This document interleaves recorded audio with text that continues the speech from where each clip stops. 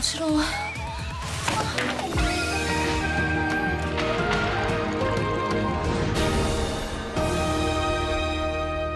오랜만에 뵙습니다. 네, 안녕하세요. 반갑습니다. 네. 정말 오랜만에 뵙습니다. 네. 저희가 아시안 게임으로 결방이 잦았는데 두 분이 다른 방송 나가서 무슨 뭐 탄압을 받는다 뭐 한다 이런 이상한 말씀을 하셨다는 제보를 받았습니다. 저는 아닙니다. 장윤성 기자님.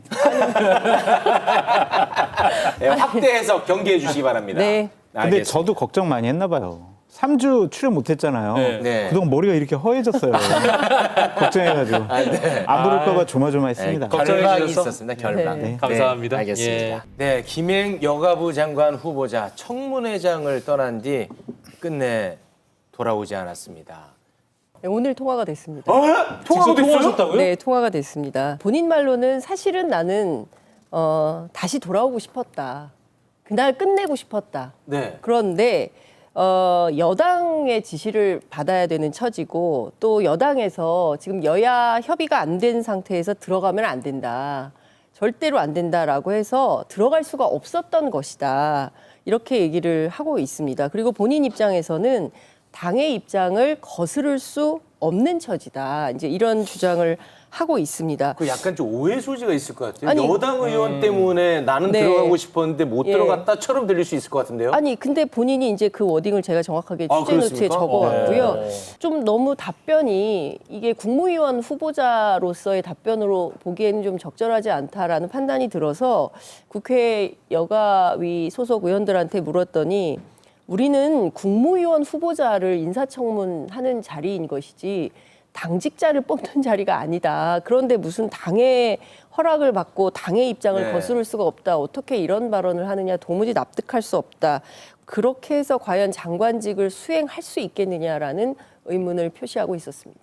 야, 아무튼 뭐 취재를 하셨다고 하니까 네. 저 처음 듣는 네, 놀라운 이야기라. 답변. 네. 김행 후보자가 도망갔다라는 것은 가짜 뉴스다라고 이야기를 하고 있습니다. 당시 이제 퇴장 후에 국회 대기실에서 대기하고 있었다 뭐 이런 얘기들이 나오고 있는데 어떻게 보십니까? 국회 회의할 때는요. 위원장이 일어나라고 하지 않았는데 일어나는 것도 그건 잘못된 거예요.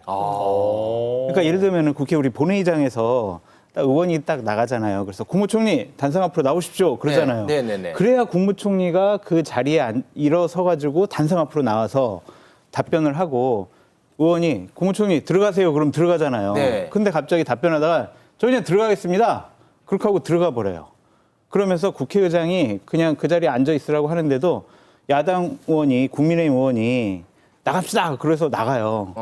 그러니까 이런 일이 벌어질 수가 있는 거예요, 앞으로. 이러면 이제 국회 회의가 한마디로 말해서 네. 이제 난장판이 된다라고 말씀을 드리고 지난 3월 22일 날 장제원 의원 있잖아요. 그분이 국회 행안위 상임위원장인데 네. 그때 상임위를 열었어요. 그래서 선관위 사무총장이 본인한테 허락받지 않고 이석을 했다고 네, 내가 네. 국회의원 12년 해봤는데 위원장한테 허락 안 받고 잘 이석하는 사람 처음 봤다고 네. 그거 전달 잘못한 선관위 사무차장 국회 출입시켜!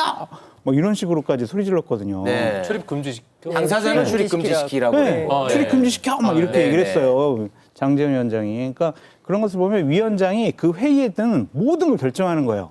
근데 그냥 위원장 허락 없이 일어나가지고 나가고 뭐 그건 말이 안 되는 거죠. 네. 본인은 또 이런 주장을 합니다. 본인이 이제 윤재혁 원내대표한테 요구를 했다는 거예요. 나는 도망가지 않았다. CCTV를 까자. 아니 그러면 여당 이런 주장을 지금 하고 있고요. 과거에 비슷한 사례가 있었는데요. 이제 조윤선 후보자 시절에도 여당 의원들이 그렇게 중간에 퇴장한 적은 있었지만 후보자 자신은 떠나지 않았다는 겁니다. 근데 그런 네. 전례에 비춰볼 때 상식적인 행동은 아니다라는 것이 야당과 네. 상임위원장의 판단입니다. 내가 청문회에 가서 다 소명하겠다 네. 이렇게 호언장담하지 않았습니까? 그렇습니다. 근데 자료 제출도 하지 않고 그런 부분 좀 비판이 있었던 걸로 기억나는데요. 최근에 관련해서 또 다른 새로운 의혹이 터졌으니 바로 코인 의혹입니다. 그러니까 보도에 따르면 국민의힘 코인게이트 진상조사단이 당내 주요 인사들을 대상으로 그 김남국 의원 사태 때 그 코인 보유 현황에 대한 전수조사를 했던 거예요. 그랬을 때 김 후보자가 약 10억 원 상당의 코인을 보유하고 있는 것으로 파악이 됐다. 이거 구체적으로 조금 더 들어가 보면 메타캔버스라는 대표를 맡으면서 10억 원에 해당하는 퍼블리시라는 회사에 투자를 하고 이 3억은 주식, 7억은 퍼블리시가 발행하는 코인으로 받고 뭐 이런 방식으로 했다는 건데요. 네. 관련해서 김행 후보자는 전혀 사실이 아니다. 입장문을 내가지고 위키트리가 해당 코인 전혀 보유하지 않고 있고 그리고 청문회에서 본인은 위증한 사실이 없다. 네. 그리고 관련된 코인 존재에 대해서는 전임 대표인 공은희 씨에게 확인을 해주길 바란다. 그리고 이 관련된 보도를 한 한겨레에 대해서는 고발 조치하겠다라고 얘기를 했습니다. 네. 그런데 오늘 밤 10시 50분에 한겨레가 실제로 그 코인을 다량 보유하고 있다는 사실을 보도를 했습니다. 또 보도했어요? 10시 50분이면 25분 전이거든요. 오늘 굉장히 스펙타클했습니다. 오. 예, 8시 37분에 그런 코인 가지고 있지 않다는 입장문을 발표를 하고 2시간도 안 돼서 한겨레가 또 추가 보도를 하고 이렇게 계속 사실 확인을 하고 있는 상황인데요. 스티밋 코인 다량 보유를 하고 있다는 게 확인이 돼 있고 업비트 상장을 해서 최고가로 환산하면 약 2억 6천만 원 정도 되는 양이 있다라고 주장을 합니다. 그러나 본인은 나는 코인쟁이가 아니다라고 네. 입장을 밝히고 있습니다. 많이 억울하면 이 자료를 공개를 하면 될 텐데 그건 네. 좀 아쉽게 그렇습니다. 느껴지네요. 네. 계속해서 두 번째 곰탕 뉴스 끓여보겠습니다. 역사상 이런 구청장 선거는 없었습니다. 제가 좀 사실 부끄럽지만 제가 사는 지역구의 구청장 이름 잘 모르거든요. 근데 좀 부끄러워야 돼요. 부끄럽습니다. 네. 근데 강서구청장 보궐선거 관심이 정말 엄청나게 뜨겁죠. 제주도에서도 알아요, 지금. 아. 네. 사전 투표율이 저는 깜짝 놀랐습니다. 22.64%인데 이 수치가 어떤 의미를 담고 있는 걸까요? 화가 나서 그래요. 누가요? 주민들이 분노해하고 있습니다.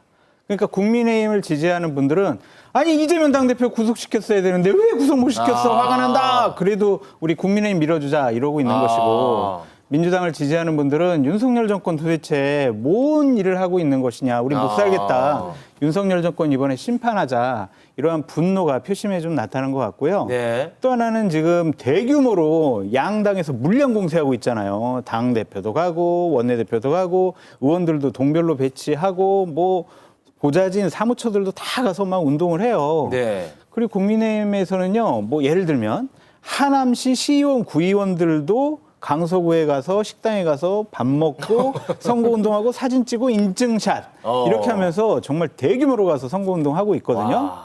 그러니까 그런 거에 대한 조직동원표도 이번에 높은 투표율의 한 원인이 아니냐. 분노와 조직동원 이 두 가지로 볼 수 있어요. 둘 중에 어디가 파이가 더 큽니까? 분노죠. 분노가 좀 조직동원은요 5천 명도 못 해요. 근데 그래요? 지금까지 보면 11만 명 넘게 투표를 했는데 네. 이것은 상당히 국민들이 분노해하고 있다. 그게 누구의 손을 들어줄지 저도 궁금합니다. 네, 분노 표심이 솔직히 작동했다. 결론은 알고 있는데 그냥 알고 있어요? 네. 오, 알고 그거 있는데 알고 방송에서 얘기해줘요. 이제 궁금하다고 얘기하는 거고요. 이따 가시기 전에 그 말씀하고 알겠습니다. 가시죠. 네. 장 소장님 말씀하신 대로 정말 분노가 상당히 많이 올라와 있는 상태였습니다. 제가 좀 의외였던 것은 국민들께서 다 보고 계시는데 그 가운데 저는 뭐 경제나 민생을 강조하실 줄 알았거든요. 근데 네. 물론 그런 의견도 있었지만 야당하고 왜 안 만나냐. 자기들끼리만 한다고 되겠냐 정치가 이런 비판을 하시는 분들이 있었어요. 그래서 저는 정말 놀랍고 그리고 국민들의 어떤 정치의식이나 민도를 너무 우습게 평가하는 거 아니냐.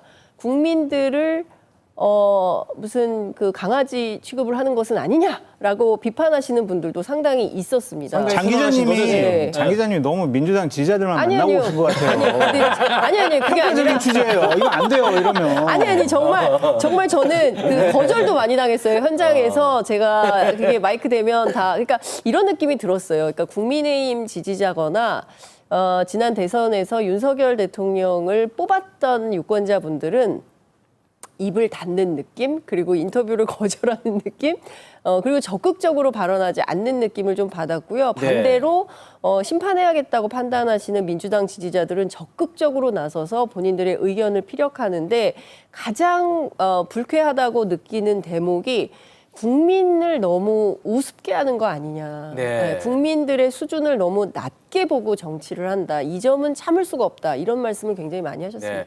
편향적인 취재였을지 아닐지는 결과를 보고 우리 그때 판단해 보기로 하고요. 이번 강서구청장 보궐선거 관전 포인트가 혹시 있을까요? 아니, 결국에는 투표율 격차 얼마나 날지 그게 궁금해요. 그러니까 한 자리 숫자로 승패가 결정될지 아니면은 득표율. 네네. 아. 그리고 두 자리 숫자로 이것이 승패가 결정될지. 아, 그게 달라요? 그럼 한 자리 숫자 정도로 하면 와 이렇게 대통령에 대한 부정평가가 높고 네. 지금 국민의힘에 대해서 여론이 안 좋은데도 불구하고 네. 그리고 김행 장관 후보자가 저런 모습을 보였는데도 불구하고 우리가 한 자리 숫자로 졌다면 내년 총선 우리 한번 해볼 수 있어 아, 그래요? 라고 정신력을 더 강화할 수 있을 것 같고요. 그래도 만약에 그렇게 진다면 진 거는 진 거잖아요. 진 거는 졌는데 우리가 조금 더 노력을 하고 우리가 좀 더 바꾸면 희망이 있는 이길 패. 수 있어. 아. 그런데 예를 들면 15% 젖잘싸가 되는 거군요. 네. 젖잘싸. 그 15% 차이 이상으로 져버리면 네. 아 이거는 정말 여러 거 안 되겠는데 어. 이래서는 안 되겠는데 우리만 바뀌어서는 안 되겠는데 네. 이거는 대통령과 용산에서 뭔가 특단의 대책을 세워야지 네. 이거 우리가 뭐 캠페인 잘하고 후보 잘 내고 선거 전략 잘 짜더라도 내년 총선 어렵겠는데 이런 좌절감을 느낄 것 네. 같아요. 죄송합니다만 사실- 국민의힘이 이기는 경우의 수도 좀 짚어주시기 바랍니다. 국민의힘이 이기는 경우의 수는 딱 한 가지인데요. 민주당 지지자분들이 대규모로 투표장에 안 나오시면 국민의힘이 이길 수가 있습니다. 국민의힘이 상당히 어려운 선거가 아니냐 그렇게 좀 판단이 됩니다. 예. 양당 모두 어찌됐든 패하면 지도부가 흔들리는 건 맞습니까? 양당 모두? 아, 근데 국민의힘은 흔들리지 않을 가능성도 있다고 보여져요. 아, 그래요? 네, 왜냐하면 이 공천을 처음에 김기현 당대표가 한 것도 아니고 아, 본인은 반대했거든요. 그럼 누가 했어요? 용산? 용산에서 하지 않았을까요? 아니 갑자기 입장이 바뀌었으면은 합리적인 설명이 안 되니까 전 그렇게 추측을 하고 있고 예. 지금 보면은 대규모로 물량 공세하고 있잖아요. 그러니까 안철수, 나경원, 정진석 전 비대위원장 그리고 정우택 부의장 권영세. 네, 중진 의원들 네. 다 투입하고 의원들 다 투입했단 말이에요. 네.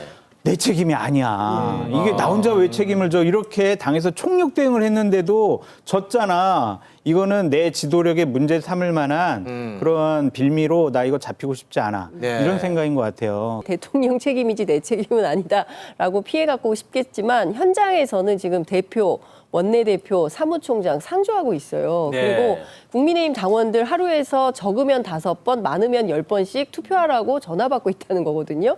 그러니까 이른바 당에서 총력전을 벌이고 있기 때문에 그 책임을 김기현 대표가 면키 어렵다 이런 판단도 듭니다. 자, 시간이 좀 아쉽네요. 네, 네. 두 분 고맙습니다. 고맙습니다.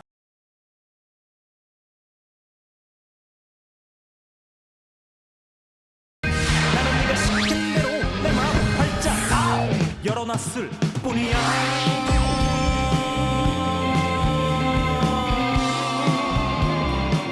6개월 뒤에 당선의 환호성을 울리고 싶은 금배지 꿈나무 두 감정위원입니다. 김병민 국민의힘 최고위원, 김성회 정치연구소 Y 소장 모셨습니다. 어서 오세요. 네, 안녕하세요. 네. 두 분 머릿속에는 총선이 한 몇 % 들어가 있어요? 99%. 근데 요새 광진에 잘 못 다니신다는 얘기. 네, 1%가 강서에 가 있습니다. 자, 이 두 분이 꿈을 이루면 국정감사장에 가 있겠죠? 그렇습니다. 네.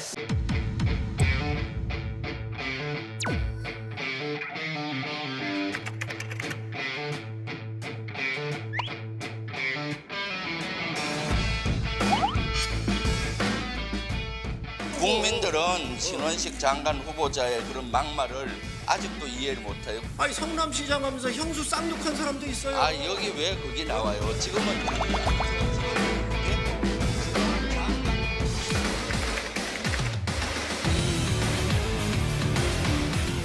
가짜 뉴스는 아니냐. 이거를 방통위나 방심위가 행정처분하겠다고 나서는 것은 헌재 판결을 정면으로 위배하는 거로 보는데 저는 그렇게 생각하진 않습니다. 엄정한 법 규정에 따라서 지금 하고 있는 겁니다. 지금 방통위가 위법적이고 우연적인 행위를 했으면 다 책임을 지셔야 합니다. 책임지겠습니다. 네, 좋습니다. 책임지겠다고 하셨어요.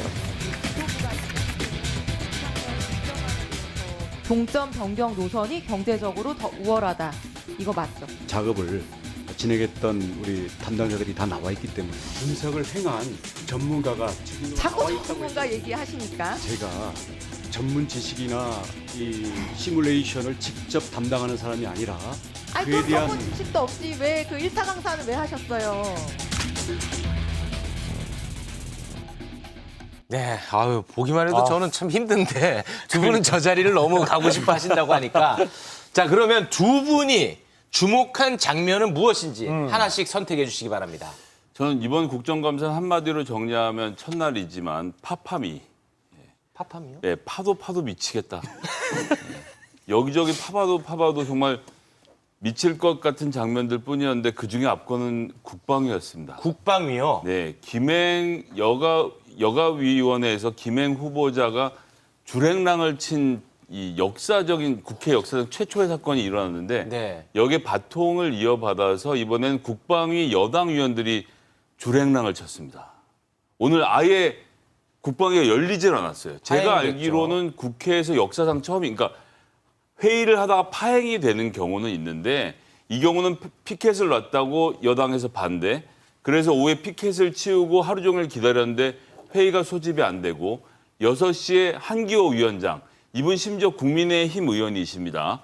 피켓 다 치운 상태 야당 의원들 정자해 있고 한기호 위원장이 회의 개회를 선언했는데 네. 여당 의원들이 합의가 안 됐다고. 네. 그러니까 위원장이 한기호 위원장이잖아요. 네네. 국민의힘. 네. 그런데 합의가 안 됐다고 또 나가고 의사진행 발언만 3명이 하고 나서 저녁 먹으러 갔다 와서 9시에 결국 산회가 되어서 국정감사 첫날 여당의 주랭랑으로 아예 회의 자체가 열리지 않았는데 뭐 저도 뭐 국회 경험이 길담 길고 짧담 짧은데 처음 보는 일입니다.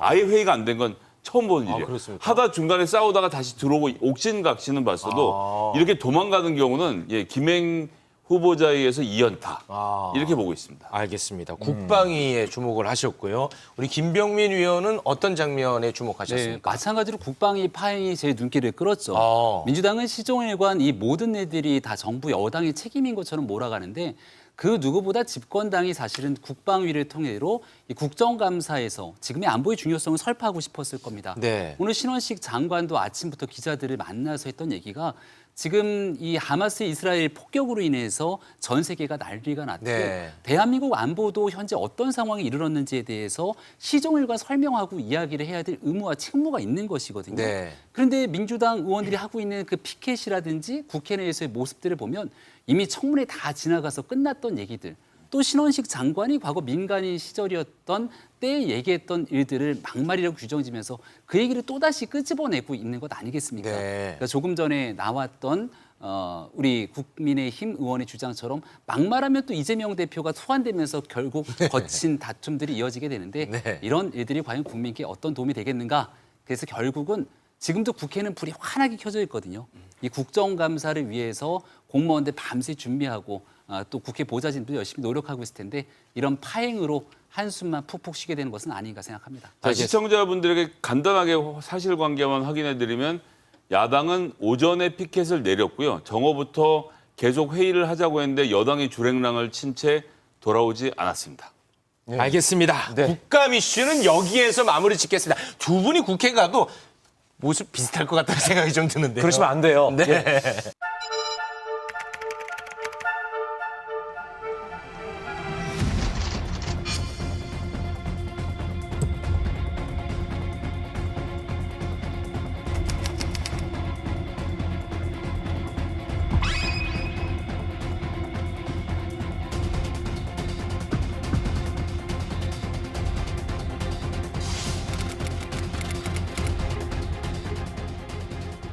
재보궐선거 하루 남기고 부정선거 가능성 운운하는 국정원은 선거 개입을 하려고 하는 것입니까?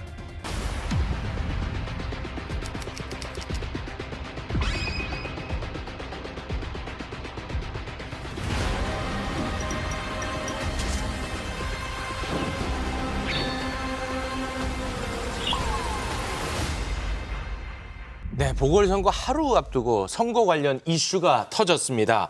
북한이 언제라도 선거 투표, 개표 조작이 가능하다는 국정원의 이 발표의 감정가를 지금 바로 매겨 주십시오.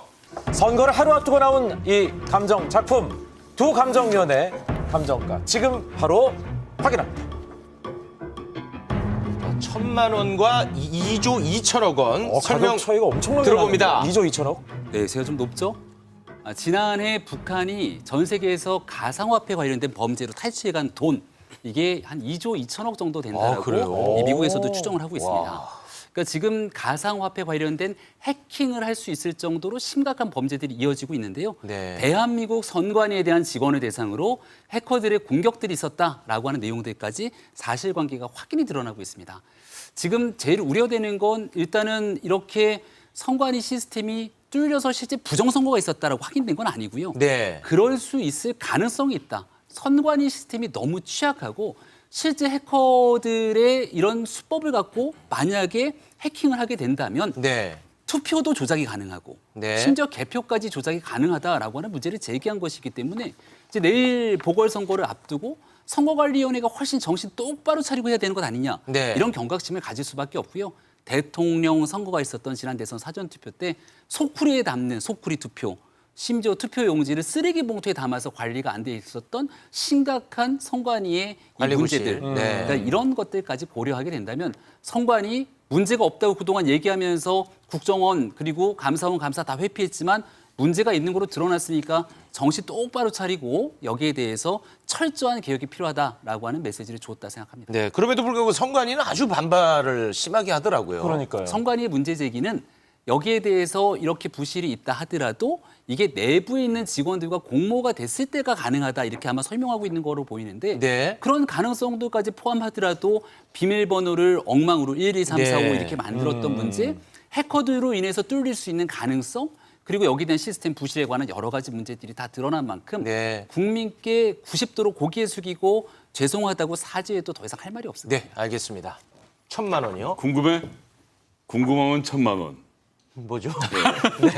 부정선거를 국민의힘에서 진짜 역사적으로 줄기차게 주장해 왔죠. 네네. 대표적인 사례가 우리 이해창 후보가 노무현 대통령 후보하고 붙었을 때 그때 표차가 57만 표가 났습니다. 그래서 16대 대선 때. 예, 네. 대선 때 무슨 부정선거가 있었다 난리가 나서 전국 244개 투표구 중에서 80군데를 골라서 국민의힘의 전신인 한나라당이 큰맘 먹고 재개표 소송을 합니다. 그런데 전체 3분의 1 정도를 재검표를 한 건데요. 이 결과로 인해서 노무현 후보 측이 한 700표가 줄었고 이해창 후보 측이 한 100표가 늘었습니다. 이게 뭐 중간에 찍는 사람도 왔다 갔다 하면 조금씩 차이가 있을 수는 있는데 전체 57만 표에는 택도 미치지 못하는 그러니까 그런 게 부정선거가 있을 거라고 문제 제기를 한 한나라당이 그 당시에 굉장히 망신살이 퍼졌었죠. 네. 지난번 총선에서 가장 아까웠던 후보는 문병호 후보가 26표 차로 졌습니다. 그때 1,000만 원을 내고 재검표 소송을 했어요. 사람을 사야 되거든요. 그러니까 이 재검표 하실 분들의 일당을 드려야 돼서 이런저런 비용을 고려하면 1,000만 원 정도 드는데 내일 강서구 선거는 걱정하실 거 없습니다. 제가 강서을 우리 김성태 위원장님께도 오늘 여쭤봤는데 자기가 투표함 두 눈 부릅뜨고 지켜보겠다 말씀하고 계시거든요. 네. 부정선거가 물리적으로 일어나는 것 자체는 불가능한데 오늘 네. 김병민 의원께서도 그런 부정선거에 대한 말씀 안 해주셔서 되게 고맙게 생각하고요. 그런 유튜버들하고는 좀 절연하시고 선관위의 잘못된 행태에 대해서는 비판하고 이들은 감사하고 처벌해야 됩니다. 네. 이건 이거고 실제 선거에서 부정이 일어날 거라는 걱정은 하지 않아도 될 것 같습니다. 네. 근데 우리 김병민 최고위원은 이제 경각심에 대한 부분을 지적을 해주신 건데 선거가 끝나고 이거 좀 혼란이 커지는 거 아닌가 하는 우려가 드는 게 박수영 여의도 연구원장 잘 아시는 분이죠. 이분이 그 SNS에 이런 글을 썼습니다. 강서구청장 보궐선거 수개표해야 좌파든 우파든 결과에 승복할 수 있다. 있다가 아니라 있지 않겠냐. 아, 예. 받아 적으려면 죄송합니다. 똑바로 받아 적어. 이제 시간이 없어서 죄송합니다. 잘 봐야 돼요. 있지 않겠냐. 죄송합니다. 이런 걱정하시는 분들이 많다. 네. 뭐 이런 얘기들인데요. 네네. 오늘 이제 뉴스를 보고 와 정말 이거 심각한 거 아니냐 걱정하는 분들이 많으실 텐데 자료 보관 기간이 2년밖에 되지 않아서 그 전의 것들을 다 들여다보지 못한다는 겁니다. 그래서 이번에 강서 보궐선거 같은 경우는 자료들이 다 남아있을 거기 때문에 향후에 문제가 된다면 얼마든지 거기에 대한 검증이 가능하다 이런 말씀 드리고 네. 내일 선거에 모두들 투표하셔서 네. 유권자의 소중한 권리 꼭 행사하시기 바랍니다. 제가 2000년 선거 때 2000년에 총선할 때 동대문 을에서 11표 차로 졌던 선거에 일했던 사람입니다. 그때 그래서 제가 사전투표가 없었어요. 직접 재검표 소송도 했고 그래서 결과를 다시 열어봤는데요. 예, 선거가 얼마나 깨끗하게 관리되는지 확인했고요. 지금 뭐 사전 선거에 대해서 말씀하시는데 대한민국이 아무리 썩어 문드러져도 선관위 직원들이 이 사전 선거 운동했던 표들을 어떻게 모아서 부정을 저지르거나 이런 일은 전 일어나지 않는다라고 생각하고 이 결과는 당연히 법원에 가서 따져보면 되니까 궁금하면 1,000만 원. 네. 그 국정원하고 선관위가 네. 입장을 낸 게 이게 시급한 기술적 조치는 맞춰서 문제가 없다. 내일 선거는. 그럼요. 이런 입장은 제가 전해도 괜찮겠죠? 네. 네, 알겠습니다. 네. 하나하나 다 허락을 받아야 돼요. 그러면 내일 선거는 우리 걱정하지 않는 걸로 하고. 네네. 예. 많은 분들 편안하게 투표하셔도 될 것 같습니다. 알겠습니다. 안철수 의원이 네.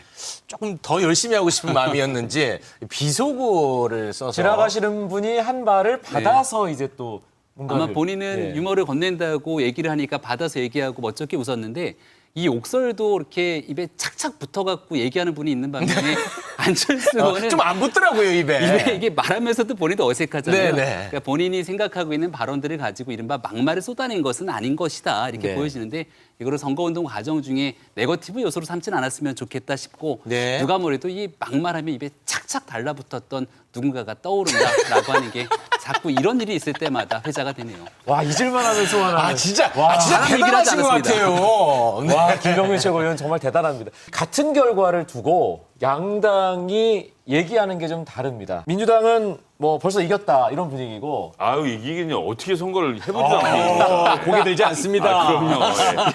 예. 방송도 이렇게 하고 하고 싶은데 예, 그럴 수가 없는 게 안타깝네요. 예, 여당은 초박등이다. 그럼 요거 사전 투표율이 네. 높은 것 어떻게 분석하십니까? 이게 두 가지로 봐야 되는데 첫 번째는 점점 더 사전 투표율이 높은 형태로 선거가 옮겨가고 있습니다. 네. 그러니까 이게 트렌드라서 사전 투표율이 높아오면 본 투표율이 더 높아질 거다. 이렇게는 안 되는 거예요. 그냥 흐름 아하. 자체가 그냥 토요일에 빨리 가서 하고 평일엔 쉬자 혹은 이제 투표율 쉬자 이런 분위기가 있는 것인데 이번 선거에서 특이한 점은 금요일도 낮았는데 토요일만 이상하게 높았다는 거거든요. 그럼 우리가 여기서 유추해 볼 수 있는 건 네. 금요일에도 일하고 투표 당일도 사실은 휴일이 아니기 때문에 일을 해야 하는 즉 직장에 다니고 있거나 노동을 하시거나 자영업자인 분들이 토요일에 투표를 하러 왔다라고 보는 것이 합리적이겠죠. 네. 그렇게 됐을 경우는 40, 50대 투표율이 높아질 수밖에 없고요. 이 경우에는 40, 50대가 아무래도 윤석열 정부에 대해서 좀 비판적인 입장들이 많으시기 때문에 그런 어떤 분노의 마음을 담아서 제발 좀 민생 좀 돌보고 이제 경제 좀 살펴라. 이념 얘기 그만하라라는 마음으로 투표를 하신 게 아닌가 해서 네. 조금은 민주당에게 유리하지 않을까 이렇게 좀 짐작해 보고 있습니다. 많이는 아니고요. 아까 고개 숙인다고 하지 여기 않았어요? 고개는 숙입니다. 네. 어떻게 보고 계십니까, 투표율? 네, 뭐 사전 투표에 대한 현상은 잘 설명해 주신 게요. 투표 날은 휴일이 아니지 않습니까? 그러니까 아마 일하러 가시는 분들 입장에서는 아무리 아침 일찍 선거를 하고 저녁 8시까지 선거를 한다 그래도 실제 현장에서 한 표 행사하기가 쉽지 않을 겁니다. 그래서 토요일 하루 동안의 투표율이 사전 투표가 좀 높게 나타난 것이 아닌가 싶고 한 가지 또 다른 분석은 여야 모두 총 결집을 해서 이제 사전 투표부터 투표 독려를 했기 때문에 양당에 대한 총력 결집 영끌 투표가 사전 투표에도 진행이 됐다 이렇게 생각을 합니다. 네. 자, 그리고 투표 결과 예측을 두고 여기 나와 계신 김병민 최고위원과 이준석 대표가 엄청나게 심하게 지금 마구마구 싸우고 있습니다. 이준석 대표가 뭔가 예측을 했는데 김병민 최고위원이 사이비 평론이라고 와, 사이비 평론. 뭔가 날선 공격을 했습니다. 그래서 오늘 또 이준석 대표가 김병민 최고위원에게 답장을 보냈거든요. 보고 오시죠. 기본적으로 막말이잖아요. 어떤 정치적인 평가에 대해 가지고 제대로 곱씹어볼 생각은 안 하고 사이비 평론이다 이렇게 얘기하는 것 자체가 이런 거잖아요. 왜 당을 위해 좋은 소리 안 하느냐. 그런 걸 사탕발림이라고 합니다. 예, 김병민 최고위원이 그런 거에 특화돼 있어가지고 남들도 그렇게 살아야 된다고 생각하는 건지 모르겠지만은 예, 사탕발림을 하라고 안 하면은 사이비 평론가다. 이런 식의 개념으로 어떻게 국정을 이끌어나갈 여당이라 할 수 있습니까? 김병민 최고위원이 그럼 본인 전망치를 한번 얘기해 보세요 지금. 자, 답하세요. 우리가 이렇게 영상으로 편지를 주고받을 사이는 아닌 것 같은데 얘기를 했으니까. 근데 이준석 전 대표가 점점 이재명 대표를 닮아가는 거예요. 그러니까 묻는 말이 있으면 묻는 말에 대답을 해야 되는데 그걸 회피하고 했던 말을 자꾸 바꾸고 이런 게 이제 이재명 대표의 특징인데요. 일단은 제가 저 사이비 평론을 얘기했던 거는 선거 시작하는 과정에서부터 18% 진다 이렇게 얘기를 하니까 전직 당대표 입장에서 당을 위해서 선거가 막 진행되고 있는데 이거 낙선 운동하는 거 아니냐 이런 불만들이 상당히 쏟아졌거든요. 그러니 본인이 예측치를 전망했으니까 이 전 대표가 과거에 어땠지 한번 생각해 보니까 가장 최근에 전당대회 때 여기 많이 나왔잖아요.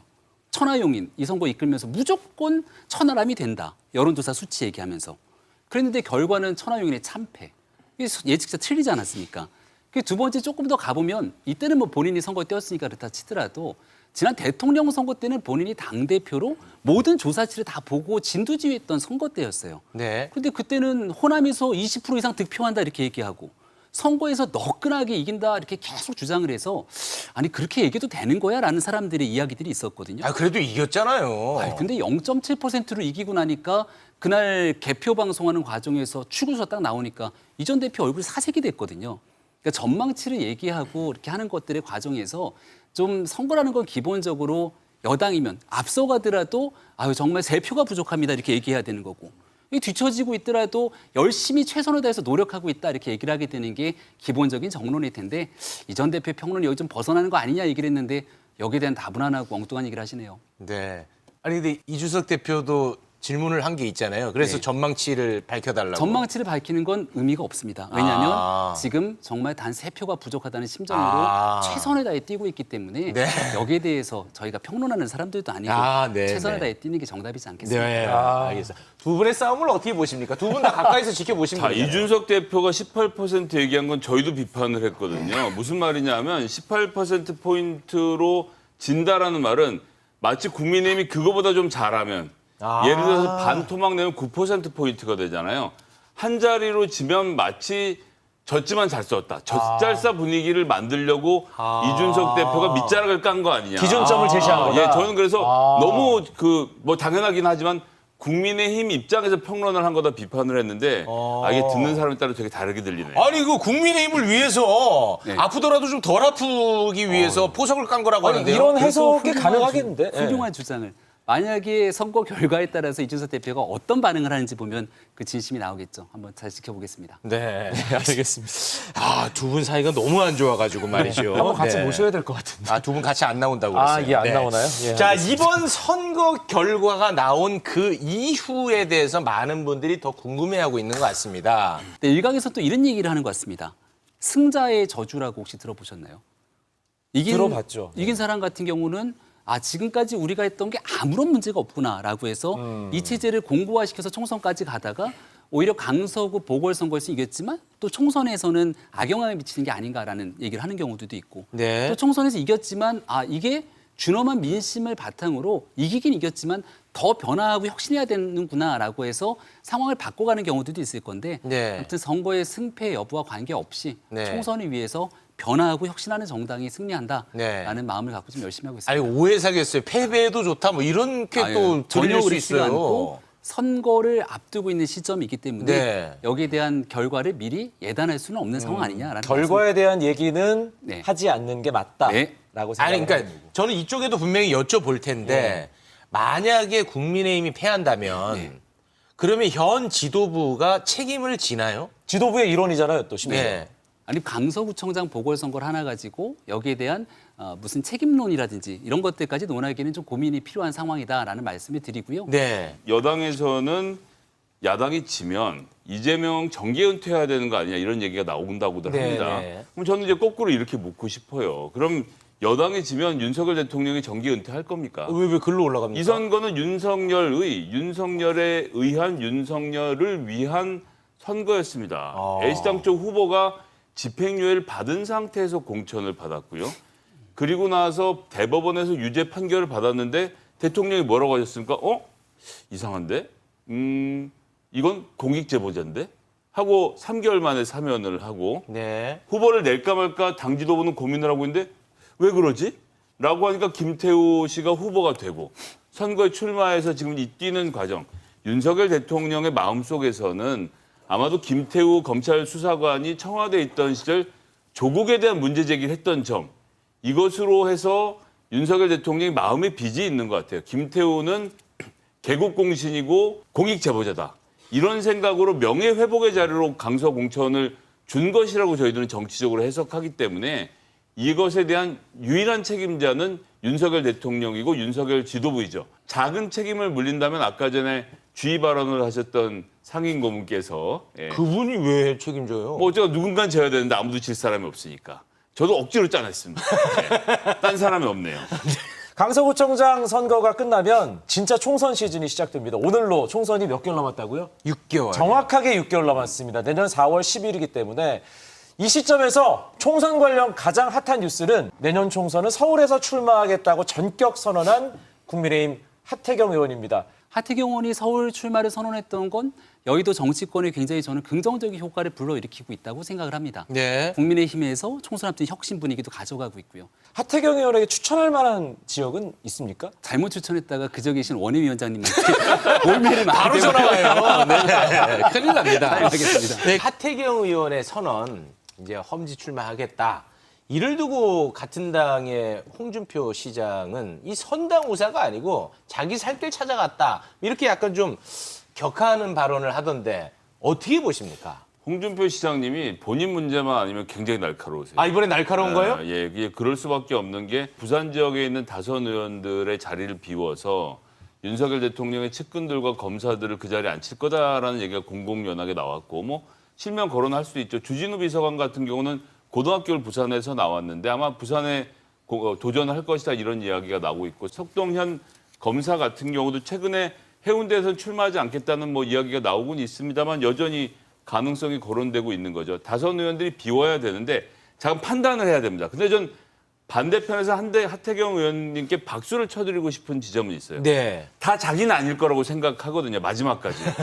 근데 가장 먼저 뛰어나와서 나는 자리 비우겠다고 선언한 거예요. 아, 네. 전 이 점에 대해서는 되게 높이 삽니다. 네. 민주당도 사실은 지금 수도권에서 안온한 지역에서 오래 했던 의원들 같은 경우는 고향 앞으로 해야 된다라는 이야기 나오고 있는데 아무도 안 움직이고 있잖아요. 네. 그 자리에 가장 먼저 뛰어들었는데 네. 저는 국민의힘 의원들이 너무 인정머리가 없다 그러나요?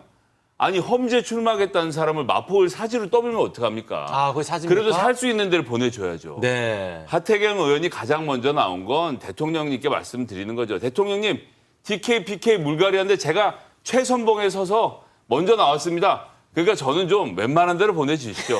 예. 리버뷰. 요건 반드시 반박을 해주셔야 됩니다. 네. 예, 참고로 이번 강서구청장 보궐선거에서 진교훈 후보는 이재명 대표가 전략공천, 저는 경선을 했습니다. 네. 이재명 대표의 민주당이야말로 지금 수박색출을 한다 그러면서 여기 이재명 대표에게 잘 보이기 위해 혈안이 돼 있는 것 아니냐 이런 부석들이 많은데요. 네. 국민의힘 입장에서는 시간이 지나서 지켜보시면 될 것 아니겠습니까? 민주당이 그토록 바라는 검사 공천이 현실화되면서 모든 것들이 일사천리로 진행이 됐지 네. 정말 감동과 혁신과 비전이 있는 공천이 되게 됐지 네. 지켜보시면 차차 수박색출 정당과 네. 그리고 비전과 미래가 있는 국민의힘과 차이점을 보게 될 거라고 최고님 정말 죄송한데 이미 대통령이시라고 내각에 검사들이 너무 많아요. 사람 숫자가 많은 것과 결과는 좀 다르겠죠. 네. 현재 그럼 확실한 거는 중진 의원들이 자리를 비우고 그 자리를 검찰 라인이 들어갈 것이라는 움직임은 없는가 보군요. 제가 보기로는 네. 그런 이제 민주당의 기대 사항이 있다고 생각을 하고요. 선거가 다가오게 되면 항상 어느 정도 폭의 변화와 혁신은 반드시 뒤따릅니다. 네. 근데 그 뒤에 관리를 잘하냐, 못하냐, 상식적이냐 아니냐에 따라서 선거 승패가 바뀌게 되죠. 네. 김두관 의원도 한마디 했더라고요. 우리도 하태경 의원 보면서 뭔가 자극받아야 된다. 뭐 김두관 의원도 그렇고 다들 이제 험지에 뛰어들어서 선거를 극복해본 경험들을 갖고 계시지 않습니까? 예. 사실 3선 이상 되면 당대표를 도전하든가 국회의장에 도전하든가 뭔가 큰 정치를 하려면 좀 어려운 곳에 가서 역경을 이겨내는 정세균 의원 같은 경우 4선 호남에서 하고 종로에서 오세훈 시장한테 아무도 안 된다고 했을 때 20% 넘는 여론의 차이를 극복하고 이기잖아요. 그럼 그분이 6선 하는 동안 누가 비판을 합니까? 그런 식으로 민주당 의원들도 더 큰 정치인이 되기 위해서는 한 발자국씩 움직여줄 필요가 있다고 당연히 생각합니다. 네, 알겠습니다. 제가 하나만 여쭤보겠습니다. 이준석 대표 공천 줘야 됩니까? 말아야 됩니까? 왜 이 중요한 순간에 이준석 전 대표로 대미를 장식을 합니까? 아니 총선 얘기가 내일이 강서구청장 보궐선거 날입니다. 네. 보궐선거 최선을 다하고 네. 총선으로 가는 길에서 저희가 할 수 있는 최선의 역할을 다하겠습니다. 아니 그러니까 지도부의 일원으로서 그 정도 의견을 낼 수 있는 거 아니겠습니까? 우리는 뭐 능력 있는 사람들 우리의 자산이 다 끌어안고 가야 된다라든지 아니면 이준석 전 대표에게 공천을 주지 않는다 누구도 그런 말을 한 적이 없지 않습니까? 들어보셨어요 혹시? 아니 그렇게 언어로 표현해 주시면 얼마나 더 사이가 그런 좋아지겠습니까? 얘기를 전혀 한 적이 없고 예. 항상 우리 이준석 전 대표가 대한민국의 훌륭한 정치인으로 오. 국민께 사랑받는 길에 네. 분연히 나설 수 있기를 바랍니다. 공천을 줄 생각이었으면 당대표 끌어내려서 당원 배지를 떼진 않았겠죠? 저 죄송한데 훈훈했거든요. 왜 그렇게 감동을 파괴하고 그래요, 마지막에. 마무리는 훈훈하게 수박감별로 갈 게 어떻겠습니까? 네, 알겠습니다. 정치권 이야기는 여기에서 마무리를 짓겠습니다. 두 분 고맙습니다. 고맙습니다.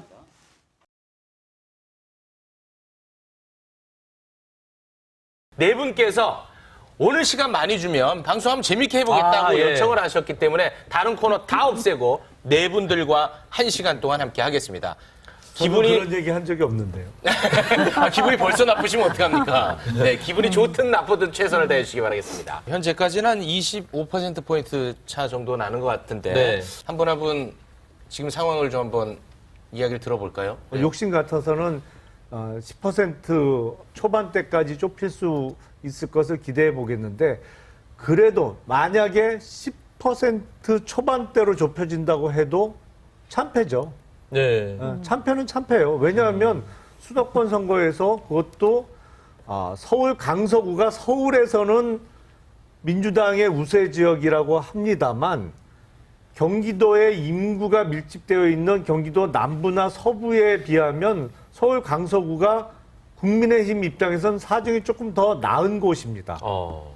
경기도 남서부는 강서구보다 더 힘들어요. 역대 선거 결과를 보면. 근데 강서구에서 10% 이상 벌어진다? 뭐 지금 보면 자칫 잘못하면 20% 이상 벌어질 수 있을 것 같은데 네. 회사로 치면 망한 거죠. 아니죠, 의원님. 아직 잘 끝나지 않았습니다. 의원님. 저희 끝날 때까지 아직 끝나지 않았고. 근데 김용남 의원님 저렇게 나오시면 제가 어떻게 얘기를 해요? 그러니까 의원님도 그때 그 개표 방송에서 당선 유력인가 떴는데 낙선하셨잖아요. 확실도 잠깐 확실까지 떴었어요. 했는데 네. 낙선하셨잖아요. 그러니까 아직 끝난 게 아니라고요. 제가 언제 끝났다고는 안 그랬어요. 네. 근데 일단 투표율이 높은 건 사실 상당히 높은 건데 저는 40% 초반 정도 예상했었는데 상당히 높은 거예요. 48.7%. 7%니까. 그러니까 이거는 굉장히 바람직한 거기도 하고 양쪽이 다 결집했다라는 걸 다 보여주는 거고요. 확실하게. 확실히 윤석열 대통령의 선거라고 보이는 것이 윤석열 대통령 지지율하고 비슷하게 나와요. 지금 차이가. 34, 조금 아까 얘기하신 게 34대 60 정도 뭐 이렇게 얘기를 했으니까 이게 어떻게 이렇게 알고서 그렇게 투표하신 게 아닌가. 지금까지의 인상은 사전투표부터 먼저 개표를 했잖아요. 네. 야, 이거 끝나고 나면 사전투표 없애겠다고 난리겠다. 이런 걱정이 좀 듭니다. 사전 투표 관련해서는 또 오늘 이슈가 있으니까 그 이야기는 잠시 후에 하도록 하겠습니다. 네, 의원님 어떻게 보고 계십니까? 아니, 이 선거는 어차피 처음부터 프레임 자체가 대통령 선거로 그냥 간 거예요. 공천하는 과정에서부터 그렇게 돼버렸기 때문에 이게 심판 선거로 가는 게 야당이 원하는 거였거든요. 네. 그렇다면 이제 이 후보가 뭐 공천이 끝났다 하더라도 어쩔 수 없다 하더라도 후보가 그냥 혼자서 굉장히 그 겸손하게 이렇게 주민들하고 만나는 발로 뛰면서 뭐 이런 컨셉으로 갔었어야 되는데 보면 계속해서 온 전국에 있는 뭐 그럴듯한 이제 중진들 다 모여서 사실 그 중진들이 그러면 그동안의 대통령의 실정이나 여러 가지 문제에 대해서 말 한마디도 하지 못한 분들 아닙니까? 근데 그분들이 막 와가지고 다들 막 한마디씩 하면서 마치 줄 선 느낌을 막 주고 네. 그러면서 대통령 얘기를 계속했단 말이에요. 그러니까 이거는 프레임 자체가 네. 대통령에 대한 심판 선거로 가버린 거죠. 대통령의 국정 기조가 바뀌지 않으면 총선도 이렇게 네. 갈 것이다. 알겠습니다. 예상이 시작도 캠페인도 좀 적절하지 않았던 것 같다는 평가입니다. 자, 박원석 의원님. 선거 결과에 대해서는 어느 정도 예측이 됐고요. 다만 격차가 어느 정도일 거냐. 그에 대해서 여전히 이제 마지막까지 여당에서는 좀 희망적 사고가 있었는데 며칠 전부터 그 슬픈 예감을 여당 내부에서 눈치챘는지 네. 그 전에 선거운동할 때 안 하던 얘기들이 나오더라고요. 어떤 얘기죠? 이거 총선 민심의 바로미터 아니다. 그리고 총선 전초전 아니다. 그리고 이 뭐 기초단체장 선거일 뿐이다. 급기야 선거 결과가 어떻게 나오든 비대위 안 간다. 네. 근데 이런 얘기가 여당 지도부들이나 그 지도부 주변에 있는 분들한테 며칠 전부터 나오기 시작했어요. 근데 그 얘기는 이게 격차가 생각보다 크겠구나. 굉장히 많이 슬프겠구나. 이런 예감을 저는 한 거라고 그렇게 읽었고요. 앞서 이현주 의원님 말씀하셨지만은 결국엔 대통령의 선택이었습니다. 직을 상실한, 구청장 직을 상실한 후보를 사면복권해가지고 다시 공천한 거. 그거 뭐 용산이나 대통령의 뜻 아니고서는 이해가 안 되잖아요.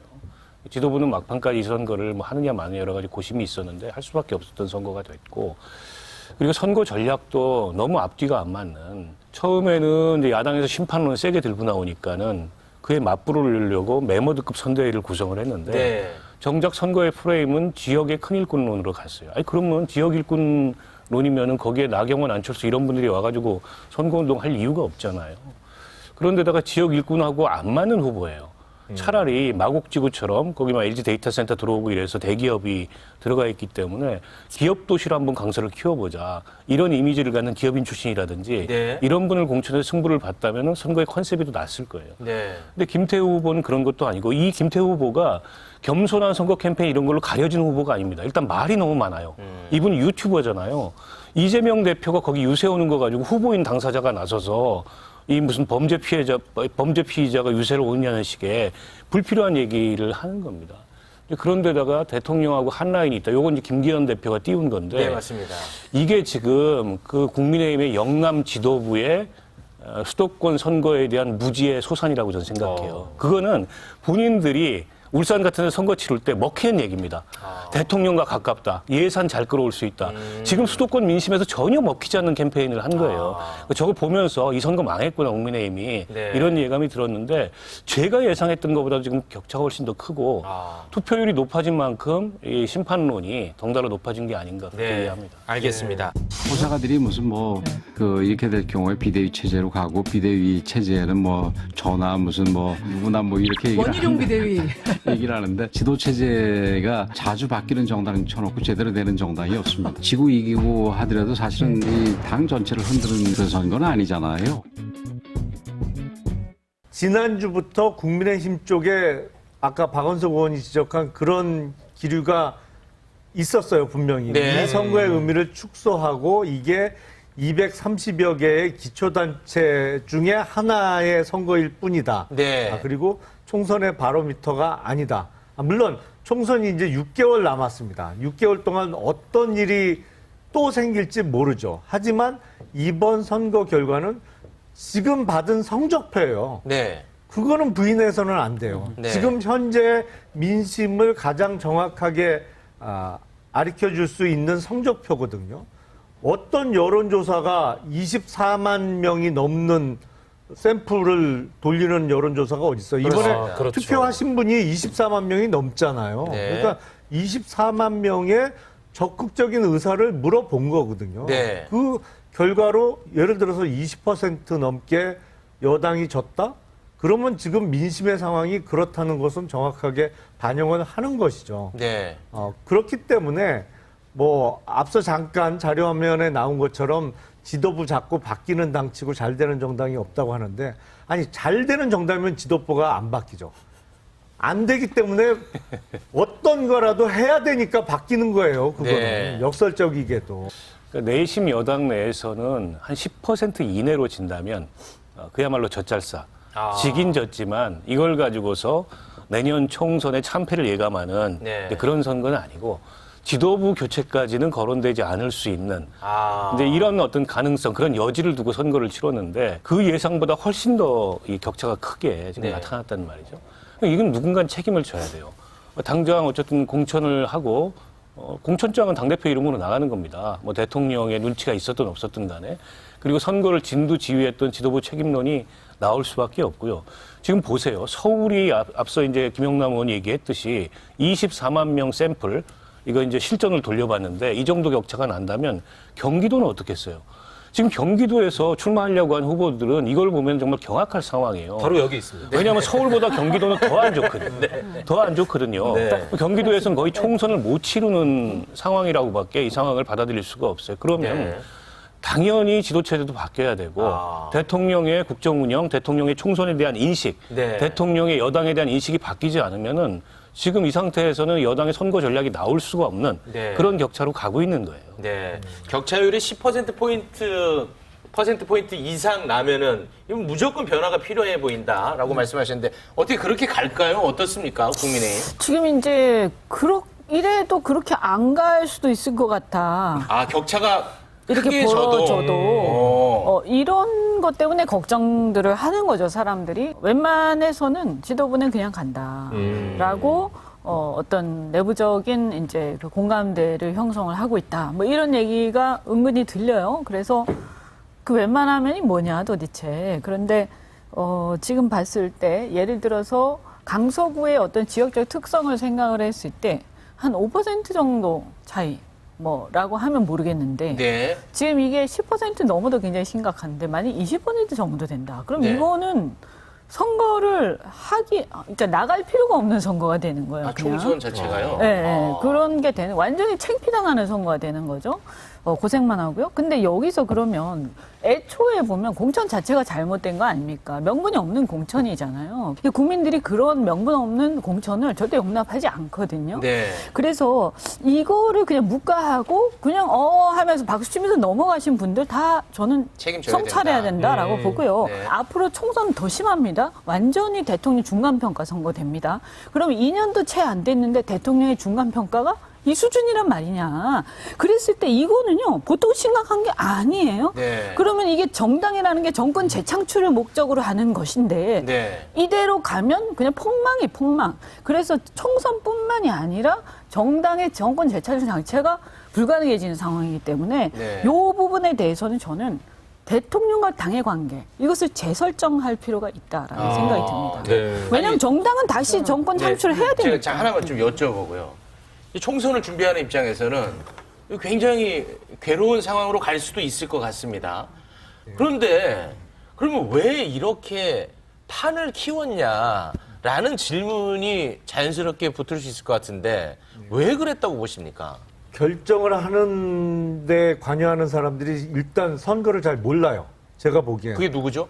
그러니까 당 지도부나 지도부요? 네. 당 지도부가 됐건 아니면 대통령실에 참모하는 사람들이 수도권 선거를 잘 이해를 못해요. 기본적으로. 단적으로 말씀드리면 그렇습니다. 네. 그러니까 선거를 잘 모르는 사람들이 본인들이 선거를 잘한다고 착각을 해요. 제일 위험한 케이스죠. 네. 그러다 보니까 이런 참담한 결과가 나오기 직전인데 앞서 말씀드린 대로 지난주부터 이번 선거 결과의 의미를 축소하려는 시도가 계속 나왔어요. 그래서 제가 지난주부터 어떤 말씀을 드리냐면 30여 년 전에 어떤 분이 그런 말씀을 했잖아요. 마누라와 자식 빼고는 다 바꿔라.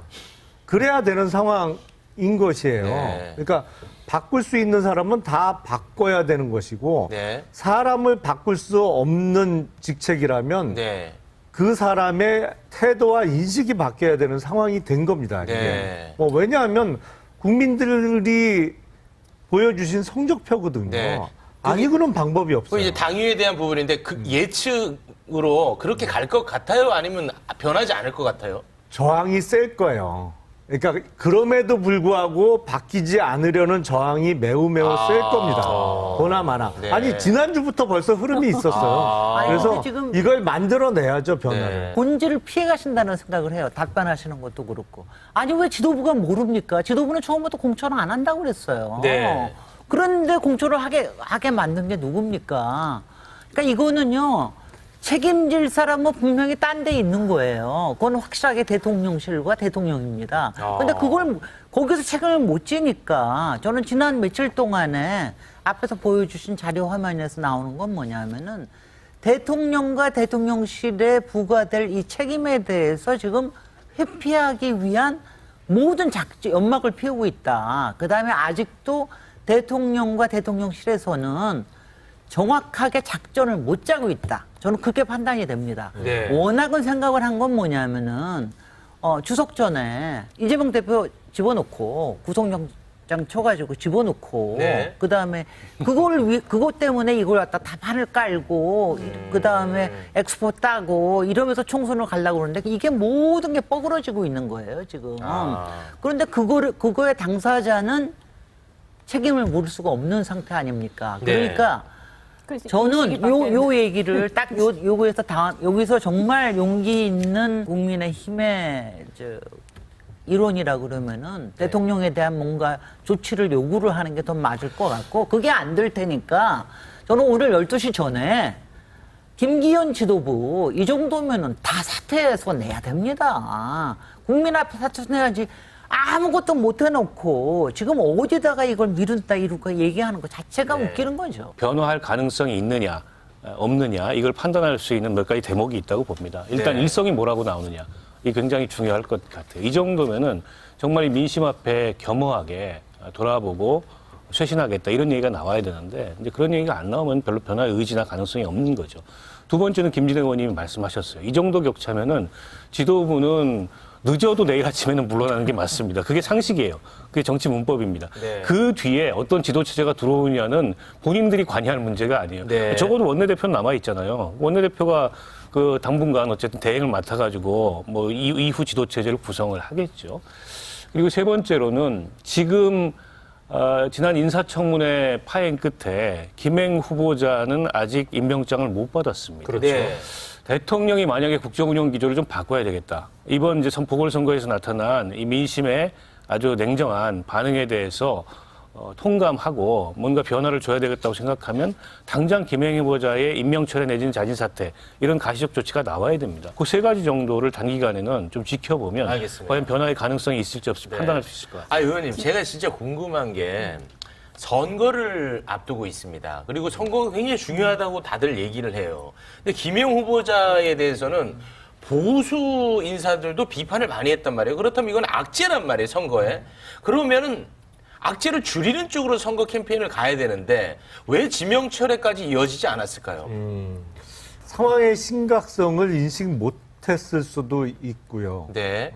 앞서 언급이 된 것처럼 오늘 선거 결과가 나온 이후에 어떤 조치가 이루어지느냐. 네. 그러니까 지명철회가 되느냐 안 되느냐가 저는 일종의 분기점의 역할을 할 수 있다고 생각을 해요. 네. 그러니까 이게 지명철회가 되면 좀 희망이 좀 뭐랄까요, 보이고. 변화의 조짐이 있을 수 있는 거고 네. 임명 강행으로 간다?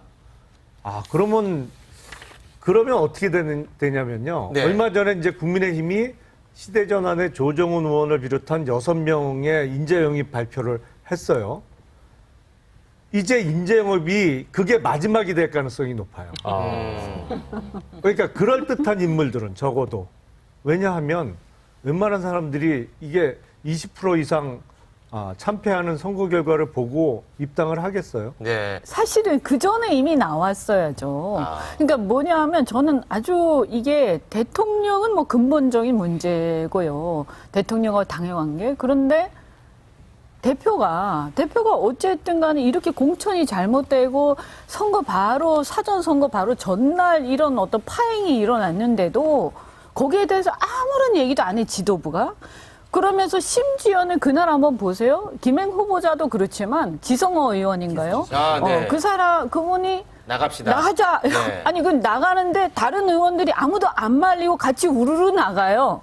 그러면 다음날 그렇게 중요한 선거가 있는데 이렇게 행동하는 의원들이 무슨 선거를 걱정했다고 얘기를 합니까? 이건 있을 수 없는, 저는 아주 경악을 금치 못하는 상황인데, 근데 만약에 이 김행 후보자, 그래서 김행 후보자는 국민 면접을 받다가 스스로 자리를 박차고 나간 거기 때문에 사실은 거기에 대해서 뭐 임명을 강행하네 안 하네라는 말을 하는 것 자체가 이게 말이 안 되는 거예요. 네. 그냥 끝난 거예요, 그분은. 여기에 대해서 더 이상 말하는 것도 아마 국민들 불쾌할 거고요. 네. 이것은 여당, 야당, 좌우 문제가 아니라 국민들이 상식적으로 어떤 면접에 갔는데 자기가 박차고 어떤 일이든 열받아서 나와버렸다. 이러면 그게 계속된다라고 누가 생각하겠어요. 그죠?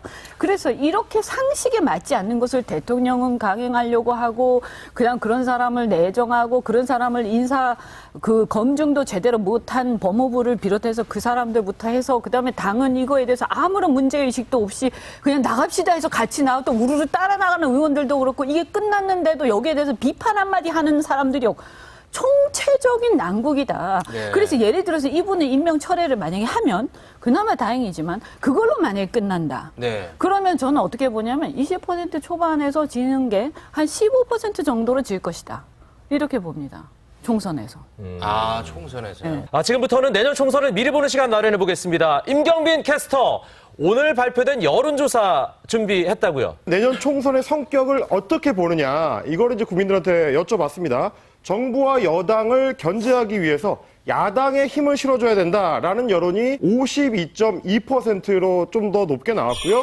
안정적인 국정 운영을 위해서 정부와 여당에 힘을 실어줘야 된다라는 여론이 40.1%로 나왔습니다. 그리고 이걸 연령대별로 좀 쪼개서 보면 20대와 30대, 40대, 50대까지 모두 정부 여당 견제가 필요하다라는 의견이 우세했는데요. 유일하게 60대에서만 반대의 결과가 나왔습니다. 총선 관련해서 정권 심판론이 조금 우세한 그런 느낌인데 계속해서 좀 불편한 내용을 좀 다뤄야 될 것 같아가지고요. 예. 어떻게 보셨습니까? 김용남 의원님 오늘 발언 비중이 상당히 높습니다. 아니 그런데 지금 윤석열 정부가 1년 6개월 정도 됐잖아요. 근데 시기적으로 보면 조금 빠르긴 한데 보통 집권 2년 차, 3년 차에 가면 정권 견제론이 나오게 마련이고 네. 역대 여론조사에 보면 정권 견제 심리가 조금 더 우세한 경우가 많이 있었습니다. 그러니까 이거는 조금 그 비율의 숫자상의 차이는 있을지 모르겠습니다만 정권 견제론이 높게 나온 게 아주 이례적인 현상은 아니에요. 근데 문제는 뭐냐면 올해 들어서 실점이 저는 쌓였다고 생각을 해요. 네. 그 실점이 크게 쌓인 포인트를 몇 가지 짚어보면 일단 3월 8일 날 있었던 국민의힘 전당대회가 실점 포인트예요. 그래서 그 민심이 반영된 게 사실은 거의 대부분 신경을 안 썼습니다만 올해 4월 5일 날 보궐선거가 있었어요. 국회의원 선거는 전주 을에서만 있었고 네. 나머지 지역에서는 지방의원들 선거가 있어서 별로 신경을 안 썼습니다만 네. 금년 4월 5일 선거 결과도 국민의힘이 대단히 안 좋았습니다. 네. 근데 그 선거 결과는 한 달여 전쯤에 있었던 전당대회가 크게 영향을 미쳤다고 생각을 해요. 그리고 올 들어서 쌓인 실점이 지금 드러나는 성적표가 오늘 선거 결과거든요. 그래서 앞서 잠깐 말씀드린 대로 이렇게 국민들로부터 회초리 세게 한 대 딱 맞을 때 오늘 네. 맞는 회초리는 그냥 회초리가 아니고 네. 가시가 이렇게 돋아 있는 회초리를 세게 맞는 거거든요. 네. 회초리 한 대 세게 맞고 정신을 바짝 차리고 다 바꿔야지. 네. 안 그러면 6개월 후에 총선에 정말 곤장 100대 맞는다. 네. 그러니까 그렇게 두루뭉술하게 말고 회초리는 바꾸라고 때리는 거 아니겠습니까? 네. 딱 하나 바꿔야 된다면 그게 무엇일까요? 일단 국정 운영의 기조가 바뀌어야 돼요.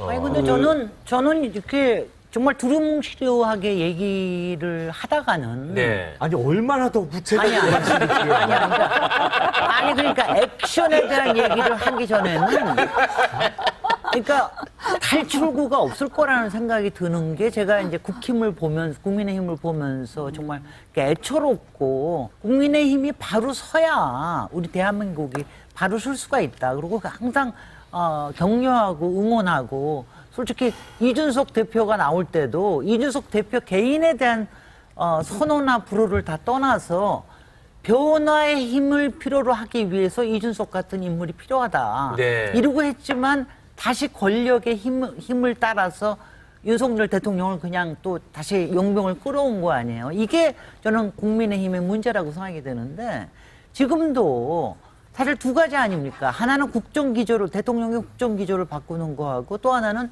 국민의힘이 새로 태어나는 거하고 그렇게 하려고 하면 조건은 딱 하나밖에 없어요. 대통령으로부터의 독립입니다. 대통령으로부터의 독립을 어떻게 만들 것이냐. 이거에 대해서 하는 게 이게 핵심이지.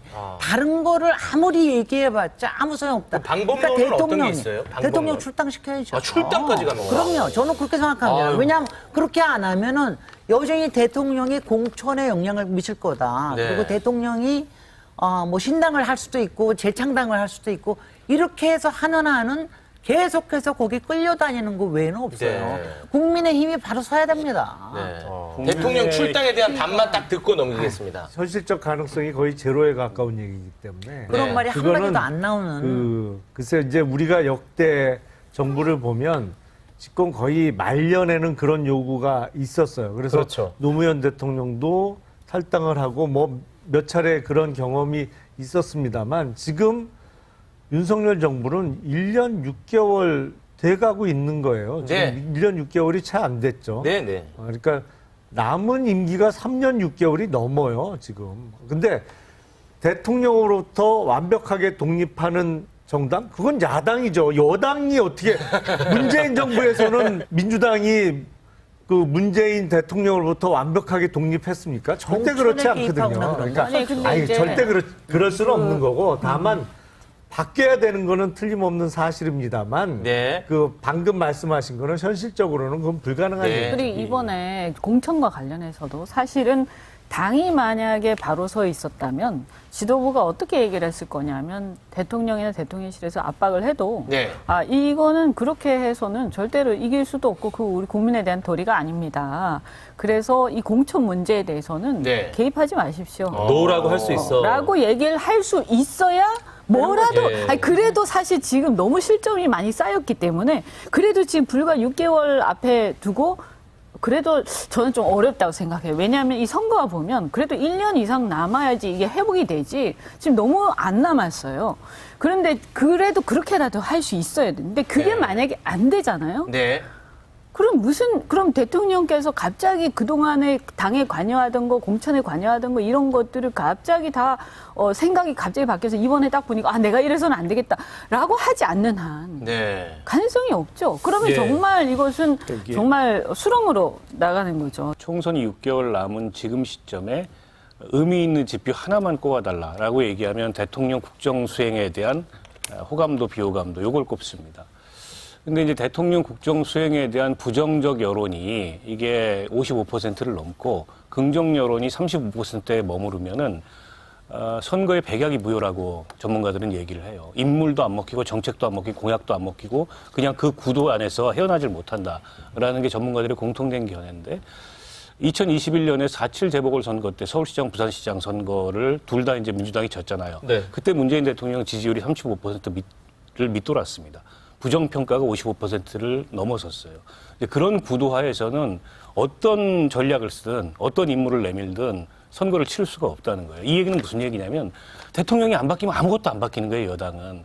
여당이 대통령의 얼굴을 바꿀 수 없습니다. 당대표도 바꾸고 다 바꿀 수 있어도 대통령을 못 바꿔요. 더군다나 국민의힘이라는 정당은 대통령들이 만든 정당이에요. 그리고 대통령들의 정당입니다. 그 힘으로 정당을 하는 그런 체질을 갖고 있는 정당이에요.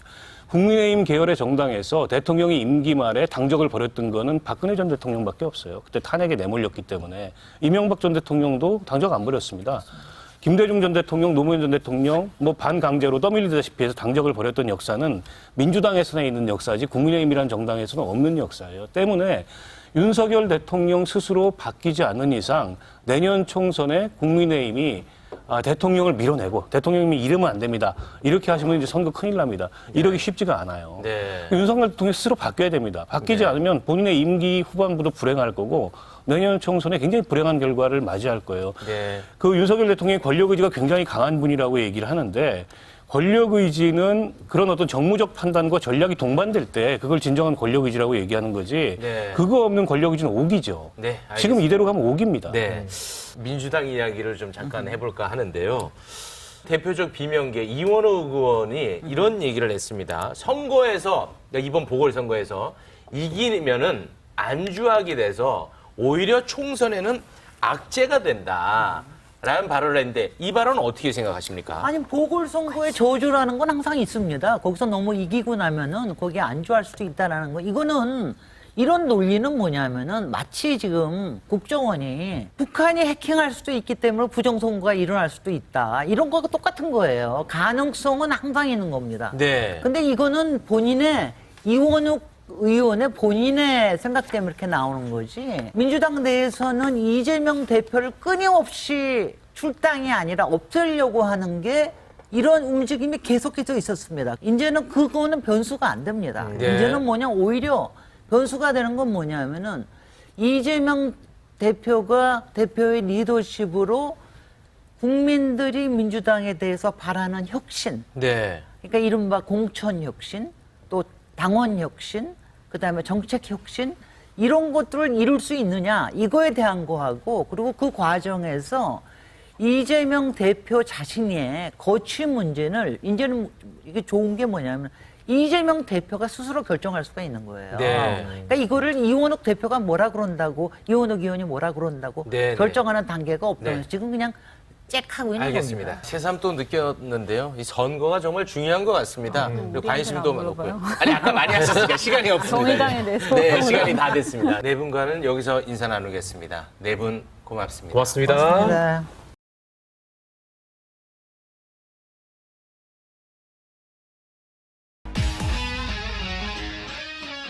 21대 총선이요. 2020년 총선에서 강서 가불병의 양당 득표율을 비교해 보면은 17.87% 정도 차이가 납니다. 아, 네. 그거 그대로 좀 간다고 이제 보는 거거든요.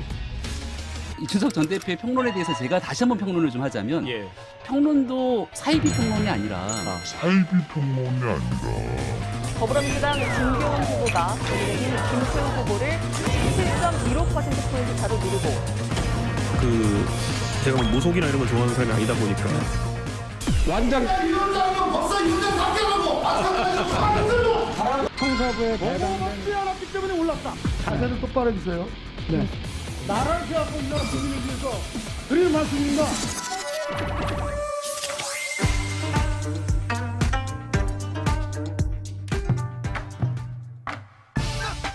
정치판을 훤히 꿰뚫어봐서 무릎을 탁 치게 만드는 무릎 탁도사들의 무엇이든 물어보살. 오늘로 사입이란 오명을 벗은 예언도사 이준석 전 국민의힘 대표, 그리고 국회를 휘어잡는 카리스마 호통도사 박범계 민주당 의원 두 분 모셨습니다. 안녕하세요. 네, 안녕하세요. 네, 정말 만나고 싶은 두 분이었는데 나와주셔서 고맙습니다. 먼저 박범계 의원님은 기분 좋으실 테니까요. 잠시 후에 만나 뵙기로 하겠습니다. 그렇습니다. 네. 자, 사실 이준석 대표는 이번 보궐선거에 주변인이었단 말이죠. 네, 예. 그런데 보궐선거가 끝이 나고 주인공처럼 언론에서 다루고 있습니다. 보궐선거 2주 전에 김태우 후보가 18%포인트 차로 질 것이다. 라는 예언을 해서 사이비 평론가라고 많이 놀림을 받았는데요. 실제 뚜껑을 열어봤더니 17.17%포인트. 15%. 아, 15%포인트. 거의 예언이 적중했습니다. 그렇죠. 그래서 제가 오늘부터 특별한 사정이 없을 때까지 김병민 최고위원을 사이비 최고위원을 부르기로 제가 작정했습니다. 예. 아이, 뭐 그렇게까지 할 게 뭐가 있습니까? 네. 아니 근데 이건 반농담이고요. 근데 그 제가 그렇게 얘기했던 건 제가 근거까지 얘기했었어요. 그런데도 사이비를 한 거거든요. 뭐냐면 제가 선거를 이제 치러보다 보면은 아, 지금 선거의 느낌은 그 전에 어느 선거와 비슷하다는 느낌이 올 때가 있어요. 근데 지금 21대 총선, 그러니까 2020년 총선 때 강서 가불병 투표수를 합산해가지고 그 당시 미래통합당과 더불어민주당의 표 격차를 보니까 17.87%였던 거예요. 그거는 본선거고 이건 보궐선거니까 어느 정도 보정을 해야 되지 않습니까? 네네네. 근데 보궐선거니까 아무래도 보수가 좀 더 나올 것 같은데 반대로 이번엔 보궐선거 유발자가 또 김태우 후보라는 특성 때문에 좀 내려갈 것 같고 이런 것들을 보정했을 때 그냥 딱 17.87% 정도 나올 것 같다. 그래서 18%라 얘기한 거거든요.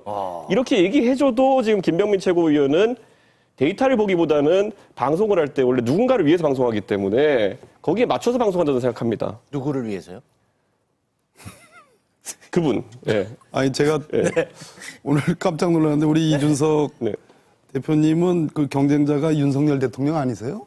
아, 맞습니다. 예. 근데 김병민 최고위원으로 언제 이렇게 또 너무 경쟁자가 많으신 것 같아요. 김병민 최고위원 밥만 먹고 살 수는 없습니다.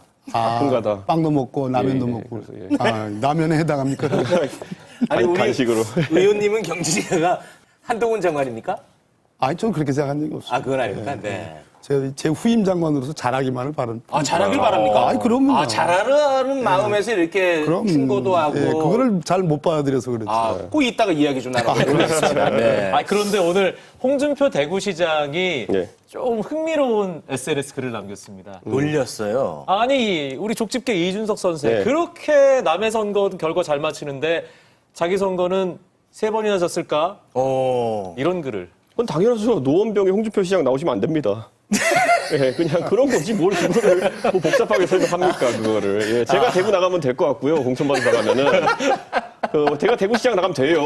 공천받아서 가면은. 그리고 홍준표 시장님이 노원병 출마하시면 안 돼요. 네, 그런 겁니다. 아니, 대표님. 아니, 그 불과 얼마 전에 치킨 드시면서 사이 좋았잖아요. 왜 또 그거 갈라놓으려고 그래요? 제가 원래 그래서 안철수 의원이라고 통과제리 하려고 그러다가 이제 홍준표 대표님이랑 좀 통과제리 해보려고 이제 하고 있습니다. 안철수 의원 이야기 잠시 후에 또 있습니다. 네, 기다려주시기 바랍니다. 민주당이 이렇게까지 압승할 것을 예상하셨는지도 궁금하고요. 그리고 이 결과를 어떻게 받아들이고 계신지도 궁금합니다. 제가 어제 법무부 국감이었는데 저희들이 이제 중간에 이제 정회를 여러 번 했는데 당연히 법무부 국정감사도 중요한 일이지만 강서구청장 보궐선거의 결과가 어떻게 될 것인가 우리 의원들끼리 아주 갑론을박이 많았는데 제가 19% 차이로 이길 것이다라고 이렇게 예측을 했어요. 끝나고 나면 다 자기가 맞았다고. 아니, 맞았다는 얘기를 하려고 그러는 게 아니라 대체로 법사위원들 중에서 그건 너무 많아. 그냥 안 될 거야. 한 자릿수 정도는 이길 거야. 또 어떤 의원님은 질까봐 걱정인데 뭐 이런 의원님도 계셨는데 제가 왜 19%로 예측을 했냐면 지금 우리 이준석 전 대표님은 이제 더 근사치로 맞추셨지만 제가 간 데가 제가 한 3번쯤 갔거든요. 강서구를. 방화동을 갔어요. 거기가 아마 지난 대선에서 윤석열 대통령이 7% 정도로 이긴 그러니까 강서 전체 동에서 제일 그 국민의힘이 제일 많이 나오는 2.2% 정도 졌었잖아요. 전체적으로 2.1% 졌는데 윤석열 대통령이 7% 이긴데 방화 3동이 잘 나오고 갔는데 그 1, 2동을 다 훑었는데 너무 반응이 좋은 거예요. 그래서 제가 지난번 총선에서 한 17% 남짓 저희 지역구에서 제가 이겼는데 제가 그때 느꼈던 우리 지역구에서의 반응보다 훨씬 좋았어요. 결과에 대해서는 김행 지금 이제 후보 사퇴를 했습니다만 또 부실 검증 이런 등등이 있지만 전체적으로 윤석열 대통령이 작년 5월 달에 취임을 한 이후에 1년 반 동안에 저는 무능과 실정 그리고 오로지 야당을 탄압하는 소위 말하는 제가 위원장으로 있는 검찰 독재 그래서 민생을 제대로 살피지 않는 대통령에 대한 우리 강서 주민들의 엄중한 심판이었다. 저는 그렇게 생각합니다. 그러니까 민주당의 승리로 보지는 않는다라는. 민주당이 잘했다고 얘기할 수는 없습니다. 우리 이재명 대표께서도 얘기를 했습니다만 다만 이제 여기서 관전 포인트는 분명히 윤석열 대통령에 대한 비토가 55%에서 60%까지 있었단 말이에요. 근데 이것이 이번 보궐선거에서 과연 어느 정도로 민주당 지지로 올 거냐. 이제 예를 들어서 비명계 의원들은 윤석열 대통령에 대한 어떤 그 반발과 비판은 많지만 55%에서 60%까지. 그렇다고 그것이 민주당의 표로 오지는 않을 것이다. 이런 예측들을 많이 했지만 저는 그럼에도 불구하고 민주당이 잘한 것은 없지만 그럼에도 불구하고 소위 반윤 정서가 기본적으로 이 정국의 주요 기조이기 때문에 결국 민주당을 선택할 것이다. 그것이 결국은 56.52%인가요? 우리 진교훈 후보가 얻은 득표율 57%에 가까운 이 득표수로 나타난 거 아닌가 생각합니다. 그런데 저는 박범계 의원이 분석하신 것에 결과론적으로는 동의하는데 윤석열 대통령 지지하지 않는 비율이 올라간 건 맞는데 그게 야당 탄압 때문은 아닙니다. 제 생각엔 여당 탄압 때문입니다. 그러니까 이준석 대표 그런 얘기할 자격이 있어요. 그때 윤석열 대통령을 찍었던 사람 중에서 여당 포션 중에서 어느 정도 표가 넘어가가지고 그 표가 된 것이지 저는 야당 탄압에 대해 가지고 원래 야당 지지자도 강하게 반응했다 이건 아니라 보거든요. 그래서 저는 분석은 결과적으로 비슷한데 제가 봤을 때는 야당 탄압은 솔직히 말하면 성공적이지 못했잖아요. 대표로 날리지 못했잖아요. 그런데 여당 탄압은 성공적이었거든요. 그래서 저는 이쪽에 쫓겨났으니까 이쪽의 표 손실이 더 컸다. 저는 이렇게 생각합니다. 그럼 거꾸로 제가 질문을 드리면 그럼 그것이 이렇게 동화되고 포용되면 다시 윤석열 대통령이 얻은 그 대선에서 이거 득표율만큼 회복할 수 있는 거냐? 그거에 대해서는 어떻게 생각하세요? 저는 명분 없는 그런 포용이라는 단어 자체가 명분이 없다 생각합니다. 포용이라는 거는 저희가 잘못했을 때 거기에 대해 가지고 누가 아량을 베푸는 것이고 이거는 저희 입장에서 봤을 때는 길 가다가 갑자기 차가 치고 지나간 거예요. 아무 잘못이 없는데. 차 치고 지나간 다음에 야 내가 널 포용해줄게 그러면 그것도 약간 2차 가야죠. 그러니까 저는 그거는 용어가 좀 안 맞고 만약 그렇게 된다면 명분 없는 그런 결합이기 때문에 네. 득표가 예전만큼 나오지 않을 것이다. 이렇게 보는 거. 명분 있는 것이 되려 그러면은 이 사태를 일으킨 사람들이 거기다 정확하게 무엇이 문제였고 다시는 반복되지 않기 위해서 어떻게 하겠다라는 것이 현찰로 제시가 되면은 네. 시정권은 없고요. 그것이 믿을 수 있는 담보가 있다고 한다면은 사람들이 믿어주겠죠. 믿을 수 있는 담보. 예. 네. 실제로 이 이슈가 집권당 국민의힘과 윤석열 정권이 어떤 기조로 국정운영 기조를 가져갈 건가 가장 네. 중요한 이슈가 유승민, 이준석이라는 이 두 네. 정치인에 대해서 윤석열 대통령이 어떻게 할 거냐 주요 이슈가 됐습니다. 그런데 제가 보니까 제가 잠깐 들어오기 전에도 안철수 의원 얘기를 물어봤지만 안철수 의원을 통해서 이준석 전 대표를 지금 느닷없이 그 프라이버시까지 막 섞어가면서 이렇게 강력하게 견제하는 걸 보면 포용이라는 단어를 싫어하시지만 포용되기는 틀렸구나 하는 생각이 네. 듭니다. 아니, 의원님 죄송한데 네. 지금 뭐 국민의힘 걱정할 때가 아니다. 네, 그거는 뭐 예. 아니 어찌됐든 네, 어찌됐든 그런 우리- 글들이 좀 올라오고 있는 많이 올라오는데 그럼 알겠습니다. 민주당을 한번 물어봐 네. 주십시오. 그러면 일단 뭐 안철수 의원 얘기가 많이 나오고 있으니까 네. 이거 잠깐 그냥 짚고 가시죠. 예, 오늘 안철수 의원이 또 SNS에 글을 하나 올렸는데요. 이런 내용입니다. 저는 이 당 윤리위에 강서구 선거에서 이준석이 저지른 해당 행위를 고발하겠습니다. 안철수 의원이 네모하고 자빠졌죠라며 막말 비판으로 선거를 망쳤다며 선거 패배의 책임이 대통령과 김기현 대표 다음으로 크다라고 말했습니다. 가짜뉴스 일보를 생산한 것은 이준석이었습니다. 그러니까 네. 이준석 이번 전 대표- 보궐선거 네. 패인은 이준석이다. 네. 그리고 제명을 제소하겠다고까지 이야기를 했습니다. 내부 총질에 대해서 책임을 물어야 된다. 우리가 보통 안철수 의원에 대해서 이야기할 때 정치적 역량이 부족하다는 얘기하지만 지성을 의심하지 않거든요. 근데 이번엔 지성을 좀 의심해야 될 것인 게 선거 패배의 책임이 대통령과 김기현 대표 다음에 안철수 의원이 크다는 말을 제가 한 적이 없습니다. 네? 그러니까 안철수 대표는 지금 뭘 오인했냐면요. 제가 김현정의 뉴스쇼라는 라디오 방송에 나가가지고 이번 선거 패배의 책임을 어떤 리더가 져야 되냐는 진행자의 질문에 대해 가지고 시청자들한테, 청취자들한테 질문을 돌린 거예요. 네. 지금 듣고 계신 분 중에서 누가 가장 책임이 있는지 한번 그 유튜브에 댓글로 달아주십시오. 네. 1번 윤석열 대통령, 2번 김기현 대표, 3번 안철수 대표, 4번 집에서 자고 있는 이준석이라고 얘기했어요.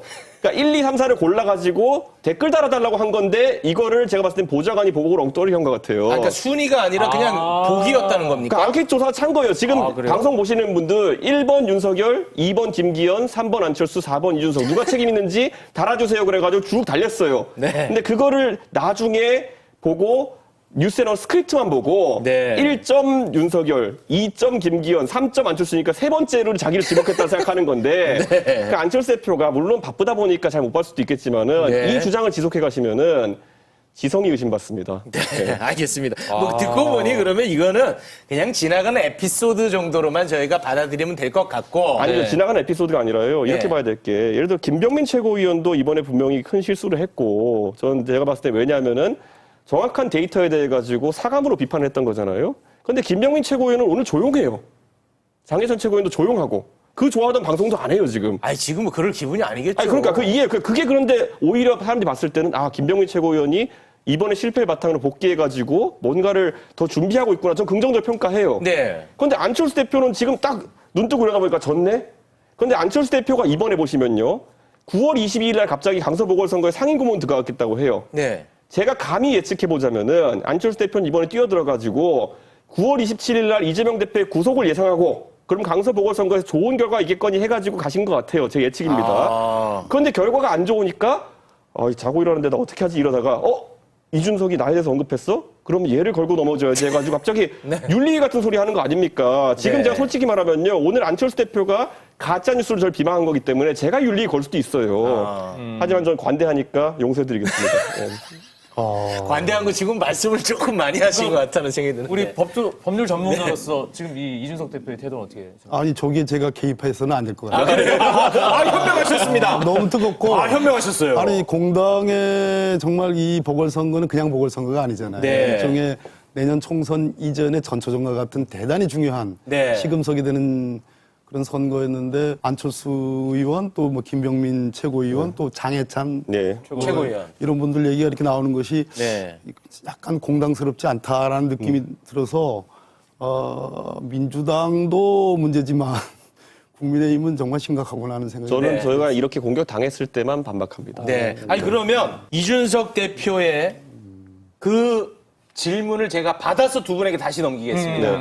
이번 보궐선거 결과는 나왔죠. 누가 책임져야 됩니까?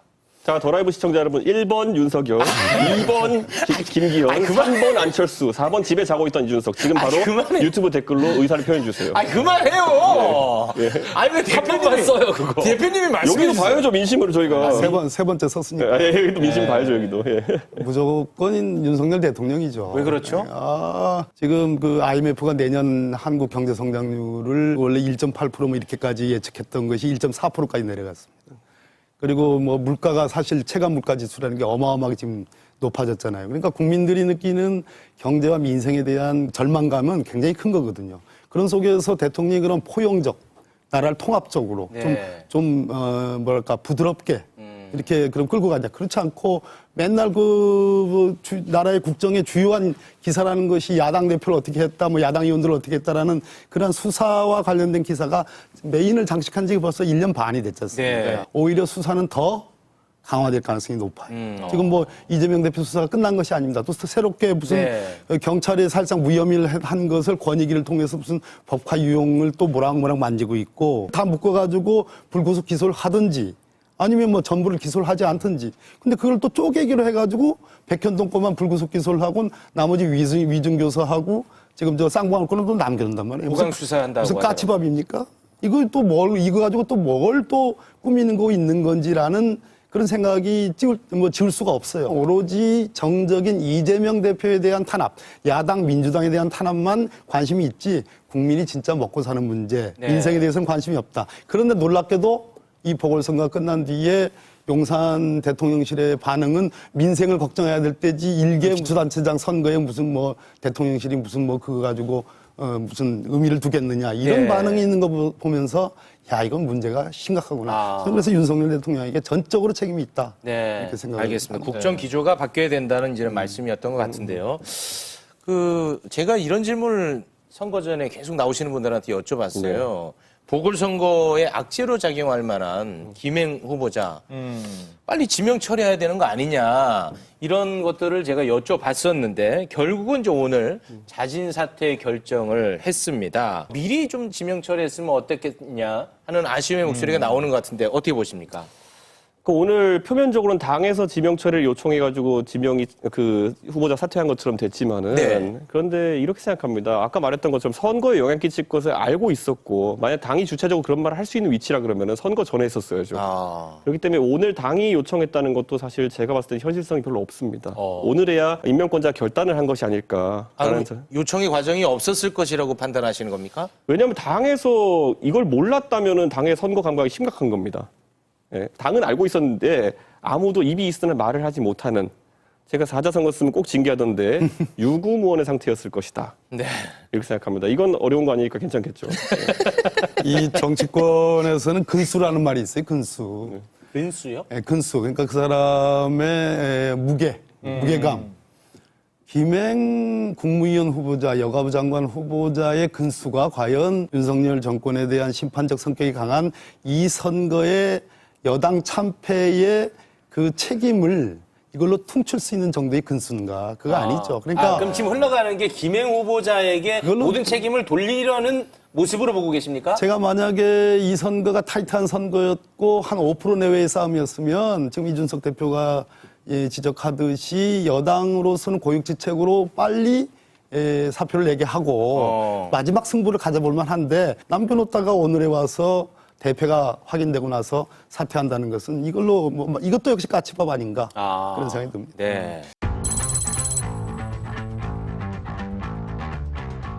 기본적으로는 인사검증관리단에서 1차적으로는 수집을 해서 그걸 판단을 해야 되는 그런 역할을 하는 게 아니겠습니까? 저희는 그 여부에 대해서 가부 판단을 하지는 않고요. 자료들을 프로토콜에 따라서 자료를 수집하는 역할까지만 합니다. 기계적으로 그런 다음에 의견을 부기하지 않은 상태에서 공직기관 비서관실로 넘기는 역할까지만 합니다. 최근 인사 관련돼 가지고 항목이 거의 유형적으로 나오죠. 유형적으로 그죠? 우리나라에서 어떤 어느 정도 성공한 사람을 어떤 주요 보직에 쓸 때는 되게 비슷한 문제가 나오게 되어 있습니다. 과거에도 그래왔고요. 심각하죠. 네, 이 부분에 대해서 하실 말씀이 나오기만 하면 기계적으로 반응을 하셔서 할 얘기가 많을 것 같습니다. 법무부 인사검증에 대한 이야기인데 우리는 기계적인 수집만 했다. 공직기관 비서관에서 한다. 성공한 사람들은 대개 비슷한 문제가 있다. 과거에도 그랬다. 할 이야기가 좀 많을 것 같습니다. 어떻게 보셨습니까? 우리는 판단하지 않는다가 정확한 얘기죠. 네. 한동훈 장관은 판단하지 않는다. 우리는 자료를 수집해서 넘길 뿐이다. 제가 그 장면들을 여러 장면을 보면서 들었던 느낌은 한동훈 장관이 배에서 뛰어내릴 생각을 하고 있는가. 무슨 말이죠? 정권의 공동 책임, 공동 운명체적인 그러한 위치를 부담스럽게 생각하는 거 아닌가. 한동훈 장관이 젊습니다. 젊은 국무위원이에요. 장관 중에서 가장 젊은 쪽에 속할 텐데 제가 드는 느낌은 책임을 오로지 윤석열 대통령에 전가하는 거 아닌가. 내가 그 책임, 공동운명체적인 책임에서 나는 벗어나고 싶다라는 강한 느낌을 받았습니다. 책임 전가로 보셨습니까? 네, 저는 그거 아니고서는 설명이 안 됩니다. 저게 한두 번 저런 게 아니거든요. 그럼 용산에서는 기분이 나쁠 거 아닙니까? 최초에 인사정보관리단 만들 때부터 그랬느냐? 그게 아니고 처음에는 이것은 과거에 음지에서 하던 인사검증을 양지로 끌어올려가지고 투명한 인사검증. 그래서 내 책임이 굉장히 커질 것이다. 네. 난 그 책임을 나는 회피하지 않겠다라는 것이 초기 인사정보관리단을 만들었을 때 한동훈 장관의 태도였습니다. 근데 지금 1년 지나고 나서 완전히 바뀐 거죠. 책임 전가로 보시는 것 같습니다. 어떻게 보십니까? 그러니까 저는 한동훈 장관이 처음에 법무부에서 인사검증하겠다 그랬을 때 수사에 준하게 엄격하게 인사검증할 것이다라는 취지로 받아들였어요. 네. 그랬을 때 그러면 지금 만약에 이재명 대표 수사하는 거 수준으로 만약 김행 후보자에 대한 정보를 수집했다고 한다면은 여기서 저는 2차적으로 이제 궁금해지는 것이 지금 불거지는 여러 가지 뭐 형사적 문제 소지가 있는 의혹들, 예를 들어 뭐 배임이라든지 횡령이라든지 이런 게 나온다고 한다면 이걸 그러면 인지했느냐? 네. 그러니까 인지해서 이것까지 보고했는데 결정권자가 그러면 오케이 해서 임명한 것이냐? 네. 아니면 이것은 저희가 파악하지 못했습니다였는지. 그건 밝히지 않고 있습니다. 이게 되게 중요한 거거든요. 그러니까 저는 여기에 따라 가지고 한동훈 장관이 책임이 있을 수 있다 없을 수 있다에 대해서 판단이 될 것이고 이런 걸 가려내는 게 국감이다 저는 이렇게 생각하거든요. 네. 물론 인사에 관한 것은 어떤 후보자의 그런 인권도 있고 하다 보니까 내밀한 것은 보호해야 되겠지만은 국민들이 정말 궁금한 거는 시스템이 동작하고 있느냐에 대한 부분입니다. 그리고 시스템이 공정하게 동작하고 있느냐. 애초에 이 시스템 자체가 어떻게 정보를 갖다 줘도 임명권자가 그냥 마음대로 소위 말하는 덮어 쓸 수 있는 그런 체계라고 한다면은 앞에 것이 무용지물 아니겠습니까? 뭐 이런 것들을 검증하려고 했던 건데 이번 국감에서는 그런 것까지 검증하는 데는 다소 어려움이 있었던 게 아닌가 싶습니다. 결정적인 것은 마지막으로 한동훈 장관이 이렇게 얘기했습니다. 이런 자료들을 우리가 판단하지 않는데 그럼에도 불구하고 나는 일체 보고를 받지 않는다. 놀라운 얘기입니다. 그러면 인사정보관리단을 법무부 직제에 의해서 법무부 장관 밑으로 둔 이유가 없는 거죠. 놀라운 얘기입니다. 책임지지 않겠다는 얘기입니다. 알겠습니다. 어쨌든 이 강서구청장 보궐선거에서 패한 여당은 지도부가 이 보궐선거 패배 책임을 지고 특단의 대책을 발표할 것 같은 분위기인데요. 혁신위를 띄운다, 인재영입위원회를 띄운다 이런 보도는 나오던데 이 도사님들 생각에는 그 특단의 대책이 어떤 식일까요? 제가 정말 그 좋아하는 분이 했던 말을 하나 인용하고 싶은데요. 결국 어떤 정당이 쇄신을 해야 될 때 세신을 하고 있으면 안 됩니다. 세신이요? 세신. 때를 민다. 세신. 네, 세신. 이게 벌써 10년 더 된 얘기 같은데 고 노회찬 의원님이 하신 말씀인데요. 정당이 쇄신한다고 하는 거는 뼈를 깎을 각오를 해야 되는 것이고요. 세신은 때를 미는 거니까 그냥 표면만 벗겨내는 거거든요. 저는 이번에 강서구청장 보궐선거의 결과라고 하는 것은 민심이 거의 쇄신 명령을 내린 수준이다 이렇게 봅니다. 근데 여기다 놓고 지금 임명직은 다 사퇴를 하는 것으로 간 다음부터 해서 뭐 혁신을 띄운다 별의별 얘기 다 나오거든요. 네. 이거는 쇄신 이전에 비누칠 만큼도 안 되는 처사일 거라고 국민들이 여길 겁니다. 뼈를 깎을 땐 깎아야 되는 것이다. 저는 그렇게 생각합니다. 아니, 근데 제가 방금 말씀하신 게 좀 기사를 보고 너무 궁금했는데 이제 책임론이 일고 있는데 지도부에 뭐 당 대표나 최고위원이 아니라 임명직이 사퇴한다. 이걸 어떻게 받아들여야 되나요? 저도 좀 의아하더라고요, 그 부분이. 요즘 처음 보는 일이 한두 가지입니까? 그래도 해석은 해주셔야죠. 제가 잘 몰라서. 저는 이런 생각해요. 김기현 대표가 사실 오늘 어떤 입장을 표명해야 될 타이밍이었어요. 네. 예. 그래야지 뭐 거기에 따라가 추석 조치들이 이루어지는 것인데. 그렇겠죠. 오늘 모였다가 별 메시지 없이 흩어지고 내일 모인다고 했다 또 취소한다고 했다가 네. 이게 뭐냐면은 최고위 또는 최고위의 수장인 대표가 독단적으로 뭘 판단할 수 있는 상태가 아니라는 것을 의미하는 겁니다. 그러니까 선거에는 그냥 기본적인 그게 있어요. 뭐냐면 저희가 이제 선거 3번 연달아 이기다 보니까 지는 법을 까먹어서 그런 것 같은데 저희가 질 때는 항상 하는 게 있었어요. 예. 당 대표가 사퇴를 한다든지 아니면은 어떤 최대한의 유감 표명한다든지 이런 게 있거든요. 지금은 그게 하나도 없어요. 지금 때도 안 밀어요. 아, 그러니까 지금 쇄신이든 세신이든 독자적으로 결단을 내릴 수 있는 입장이 아니라는 겁니까? 저는 무엇을 기다리나 이렇게 질문하고 싶습니다. 왜냐하면 지금 분위기를 봤을 때 2, 3주 정도 시간 동안 이렇게 흘러가게 되면요. 국민들이 우리가 쇄신 명령을 내렸는데 진짜 하는 척도 안 하네? 이렇게 되면 그 다음에는 굉장히 후폭풍이 셉니다.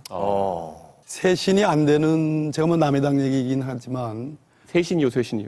쇄신. 쇄신, 네. 떼미는 것조차도 잘 안 되는 이유가, 네. 뭐, 우리 당 얘기도 이따 하겠습니다만은, 제가 국감을 딱 하고 이제 이틀밖에 안 됐습니다. 대법원 법무부 했는데, 저 국민의힘은 뭐, 영락 없는 검찰당이구나 하는 생각을 갖습니다. 그러니까, 이번 보궐선거에 진행 중인 수사와 재판이 어느 정도 정리가 되고 나서 이 보궐선거를 맞았다면, 그리고 나서 대표를 했다면 지금 이준석 대표 지적하는 것처럼 그것이 쇄신이 됐는지 세신이 됐는지 어떤 형태로든 간에 입장 정리와 메시지가 있었을 겁니다. 근데 그것이 불가능한 것이 지금 온통 지난 1년 반 동안 해왔던 수사와 재판의 국면에 그 소용돌이 안에 들어가 있거든요. 이런 상황에서 뭔가를 정리한다든지 지도부를 뭐 교체한다든지 이렇게 되면 자전거라는 게 막 굴러야지 안 넘어지는 건데 중간에 페달 놓으면 넘어지게 돼 있습니다. 네. 그래서 이러지도 못하고 저러지도 못하는 상황이다. 그래서 저는 훨씬 지금보다 더 강경한 대야 탄압 수사가 계속 진행이 될 것이다. 그런 이상은 그걸 전제한다면은 지금 우리 이준석 대표가 얘기하는 쇄신이 아니라 세신조차도 할 수 없다. 그래서 아무런 메시지가 없는 거예요. 결국은 김행 후보자 사퇴로 끝나는 겁니다. 김행 후보자 사퇴로 끝나고 결국 수습은 뭐 수사나 뭐 이런 쪽으로 옮겨갈 것이다라고 뭐 보시는 압수수색 거예요? 계속 나올 거라고 생각합니다. 그런 식으로 수습을 할 것이라고요? 이미 그렇게 진행이 되고 있죠. 저는 깜짝 놀란 게 대법원에 국정감사를 하는데 법원 행정처장이 뭐 저 법원 공무원 노조하고 뭐 주고받은 뭐 이런 이메일을 가지고 여당 의원들 특히 검사 출신들의 한 서너 분이 거의 뭐 집단적으로 그 강요니 뭐 직권남용이니 막 이렇게 범죄 혐의로 몰아가는 걸 보면서 대법원을 국정감사하는데 여당 의원들이 조금이라도 어떻게 좀 국정을 안정적으로 끌어갈 생각이 아니라 법원행정처장을 거의 협박적으로 이렇게 하는 걸 보면서 야 정말로 심각한 병이구나 하는 생각을. 저는 국민들이 보통 우리가 이럴 때 기존의 선거 문법으로는요 이런 정도 선거 결과 나오면은 당정청 쇄신을 해라고 나옵니다. 당도 혁신하고 정부도 혁신하고 내각을 교체하라는 얘기죠. 네. 청와대도 비서진을 교체하라는 얘기죠. 네. 근데 지금 대통령께서 당정청의 정은 웬만하면 건드리고 싶지 않을 것 같아요. 청문회의 뜨거운 맛을 계속 보니까. 그러니까 정을 안 건드리면은 당도 지금 건드렸는데 아까 박범계 의원님 말씀하신 것처럼 당을 건드렸다가 아까 말했던 그 전선이 무너지면 안 되니까 결국 저는 청에 해당하는 지금 용산 비서실을 크게 개편하려고 할 것이다. 저는 그런 생각을 하고 그러면 사실상 비서실장부터 시작해서 어느 정도 수준의 개편이 이루어질 거냐에 국민들에게 관심이 가겠죠. 그리고 누구로 교체되느냐. 네. 예, 지금은 김대기 실장 중심으로 해서 관료 조직이 많이 들어가지고 있는 형태인데 지금 대통령실에 가장 부족한 점 지적되는 정무 기능이라든지 당을 그냥 수직적 관계로 놓고 보지 정무 관계로 협조해가는 관계가 아니거든요. 그런 것들을 보완하는 인사를 하려고 하지 않을까. 네. 근데 그게 눈높이 났는지는 지켜봐야 될 것 같습니다. 예. 대승을 거두긴 했지만 민주당도 마냥 안심할 수만은 없습니다. 이 선거 전후로 여론조사가 나왔는데 야당 지지율이 여당보다 낮게 나온 조사도 있습니다. 조홍천 의원은 이런 말을 했습니다. 승리에 도취하면 총선에서 쇠몽둥이 맞는다. 이런 경고를 했던데 민주당 쇠몽둥이 맞으면 안 되잖아요. 조홍천 의원 얘기잖아요. 왜요? 같은 동료 의원 아닙니까? 아니, 동료 의원입니다. 네. 그래서 뭐 기본적으로 저희들 통합하고 포용해야 된다라는 생각을 갖지만 적어도 서너 명의 의원님들이 이 강서선거, 보궐선거를 끝나고 나서도 과연 지금 그러한 스탠스들을 계속 유지할 것인지 저는 뭐 당대표께도 그렇게 말씀드리려고 합니다. 분명히 시시비비는 가려야 된다. 그러나 전체적으로 다음 총선에 역시 야당의 필승 전략은 다른 게 없습니다. 공천 잡음 없이 잘 이뤄내고 현재의 전선들을 잘 정리해 가면서 정말로 민생을 위해서 최선을 다하는 정당으로 그런 통합 민주주의 정당으로 거듭나는 것이 우리가 총선 이기는 전략이거든요. 그러나 거기엔 또 전제가 있습니다. 한 서너 분의 의원님들께 제가 이 도라이브를 통해서 한번 좀 처음으로 이 말씀드립니다. 네네네. 좀 부탁 좀 드립니다. 네. 지금 우리가 민주주의와 법치주의를 살리자는 것이고 국민의 민생을 살리자는 거니까 다소의 차이가 있더라도 조금 언어를 순화해 가면서 네. 그러나 쓴소리 할 수는 있습니다. 그러나 네. 금도는 넘지 않았으면 좋겠다. 네. 그런 속에서 알겠습니다. 민주당의 총선 전략은 결국은 통합. 네. 야, 국민의힘은 아까 그 포용 안 한다고 막 뭐라고 하시더니 비명계 얘기가 나오니까 발끈하시네. 네. 예언도사는 잠깐 어떻게 김병민이 보였어요. 네, 근데 이렇게 같아요. 꼭 민주당에 국한된 얘기는 아니고요. 이제 집권 반환점을 도는 시점에 이루어진 총선에서는 우리 국민들은 현 권력에 대한 평가도 하지만은 각 정당이 어떻게 미래의 권력을 제시하냐에 따라서 이제 달라질 거라 봐요. 저는 내년 총선 시점에 웬만하면 큰 문제 없으면 이재명 대표가 미래 권력의 중심으로 평가받아서 그 사람의 비전을 국민들이 평가해서 총선에 투표할 거라 봐요. 국민의힘은 그게 지금 불투명한 상태입니다. 근데 결국 양당에서 그 미래 권력에 해당하는 사람들이 누가 총선에 얼굴로 서느냐, 그 다음에 거기서 어떤 미래 비전을 펼치느냐. 지금 공교롭게도 지난 대통령 선거는 제가 두 후보를 모두 비판하자면은 네. 지금 대선이 끝난 지 1년 반이 됐지만 두 후보의 경제 정책이 뭐였는지 통일 정책이 뭐였는지 하나도 기억이 안 나요. 대장동 하나 갖고 선거 치른 거잖아요, 사실상. 근데 그러다 보니까 대통령께서는 지금 집권하고 나서도 누가 저한테 윤석열 대통령의 경제 정책이 뭡니까? 그럼 저도 답을 못 하고. 통일 정책이 뭡니까? 하면 저도 답을 못 하고. 네. 근데 야당도 마찬가지인 게 이재명 대표의 통일 정책이 뭡니까? 하면 저도 뭐 있겠지만 잘 몰라요. 네. 경제 정책이 뭡니까? 잘 몰라요. 그러니까 이 상황을 누가 빨리 벗어나느냐에 따라 가지고 저는 국민들이 투표를 할 것이다. 아까 말했던 것처럼 민생이라는 게 진짜 경각에 달했거든요. 그래서 저는 그 부분에 진짜 선의의 경쟁이 있었으면 좋겠다라는 생각을 저는 하고 있습니다. 비전을 제시를 해야 된다. 그리고 그 중심 인물들이 바로 서야 됩니다. 제가 봤을 때는. 알겠습니다. 오늘은 여기에서 네. 마무리 짓겠습니다. 네. 의원님, 두 분 도사님. 다음에는 조금만 더 재밌으면 좋을 것 같아요. 네, 두 분 대단히 고맙습니다. 네, 고맙습니다. 네. 예. 편안한 밤 보내시고요. 오늘도 다음 주도 더 라이브.